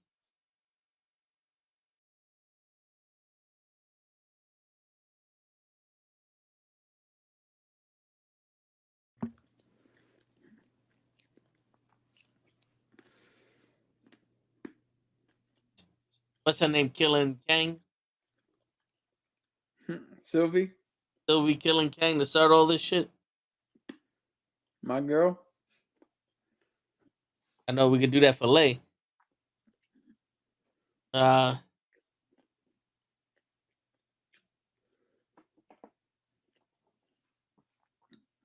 gonna stick with the fucking Werewolf by Night transformation. You're muted. I know I'm muted. All right. Yo, he can't play the audio. He doesn't want to get a copyright strike. Word. It sounds bad.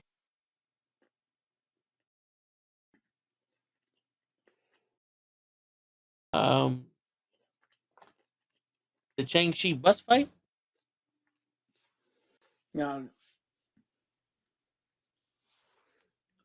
So what number are we looking for right now? 2. And Kaz is seeing if we actually had a 3 before that.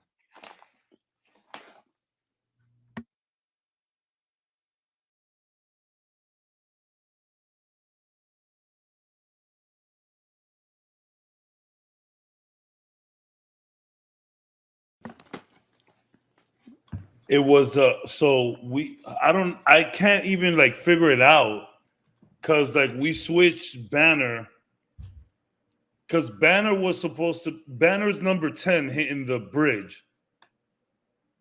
Yeah. I can't tell what was 3. Fuck. We didn't have a 3. We just had 2.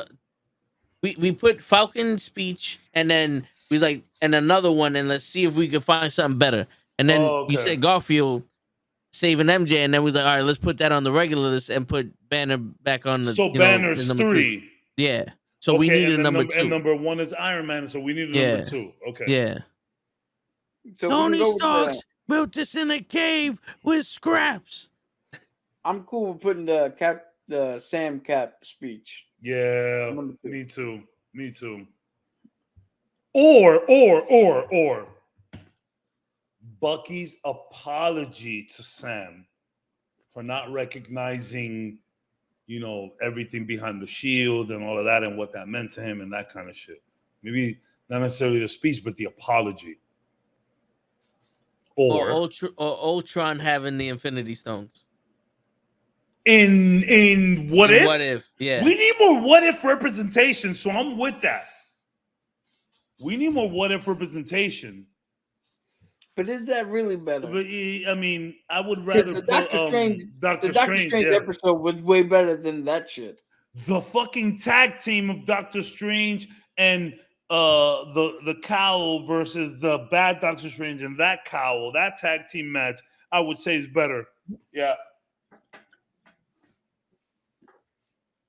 You know who we didn't put? Party Thor. Fuck that dude. We didn't put any of the cameos from Stan Lee. Ooh. Him is the Watcher. Oh, Tony Stank. Tony Stank. All right, that's two. Honorable mentions. That's it. We got it. Tony Stank. Yep. Yeah. Somebody write this. It's all written down, right? Yeah. Okay. Yeah. I think it's going to be hard to beat Tony Stank. I think it's going to be hard to beat Tony Stank. Yeah. Really, like, think about it. Tony Stank could be number 10. No, I don't think. It could. I'm not going to do it. But it could be. But we can't waste a spot on cameos. We can't. Oh, I think we did it. I think we did it. Yeah. All right, so read them out. Read them out before we get out of here. All right. You want to read the top 10, Cap, or you want me to read it? Dude, you got everything in front of Yeah, me. you got everything. Right. Yeah. And clip this. Okay. You want me to do the countdown though? Yeah, I just remember 254. All right. All right.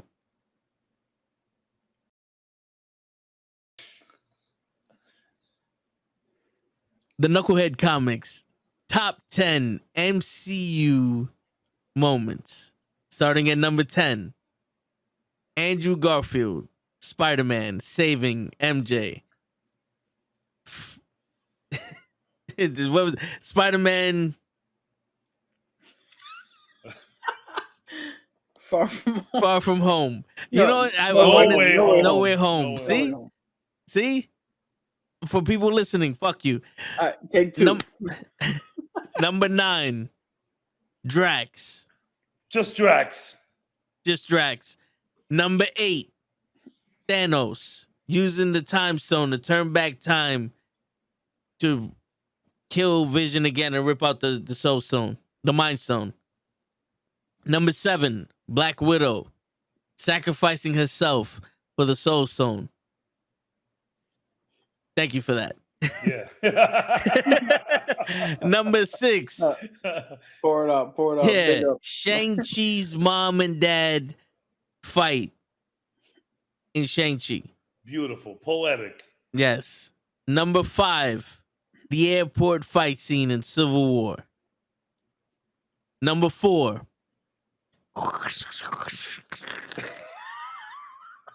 On your left. Number 3. Thor talking to his mom. Shout out to all the moms out there. Shout out to all the single moms out there. Shout out to all the moms making some great kings out there. We appreciate all of y'all. We love all of y'all. Holla. Number 2. It's inevitable. The snap. Gotta put that in there. Yeah, have to. Snap. And number 1. Captain America picking up Moliere. I knew it. Yeah. I Yep. mean, it's hard not to crown that as the best scene in the MCU. It's hard not to, bro. Seriously. It's hard not to.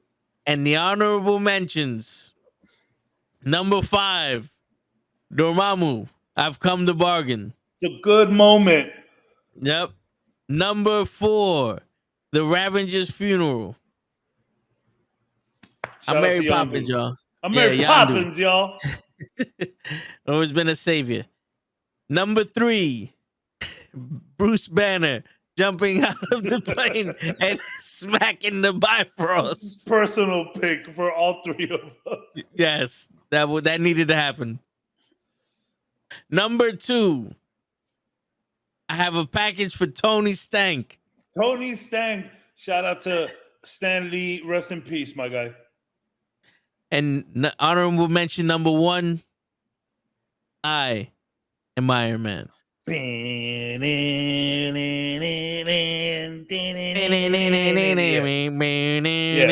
Yeah. You got to put that there. Fellas, I think we made a fantastic list.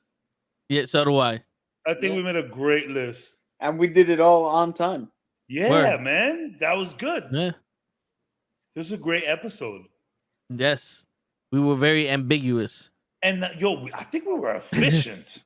Yes, we were. I think that's what it was. We were efficient today. Yep. Which is rare for us.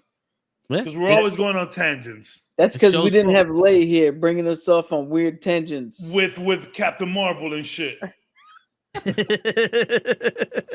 Hey, where's Normal? Normal guy, yeah. That's Well, that's true. concerning. Word. He ain't even the first. Yeah, when people don't show up, I get it. People got shit to do. But when Normal doesn't show up, I'm concerned. Word. We can't even Normal, have normal people up in there. Normal, I hope you're fine. Look at Oh, showing look. up. He shows up at the end. How's it going? You know how it's going? It's going to end. And on that note, ladies and gentlemen, it's your friendly neighborhood knuckleheads signing out. Peace, everybody. Shit, that was funny. Damn it, show. All right, y'all boys. See y'all next Yep. week. Peace. You already know, bro. Y'all be good. Yep.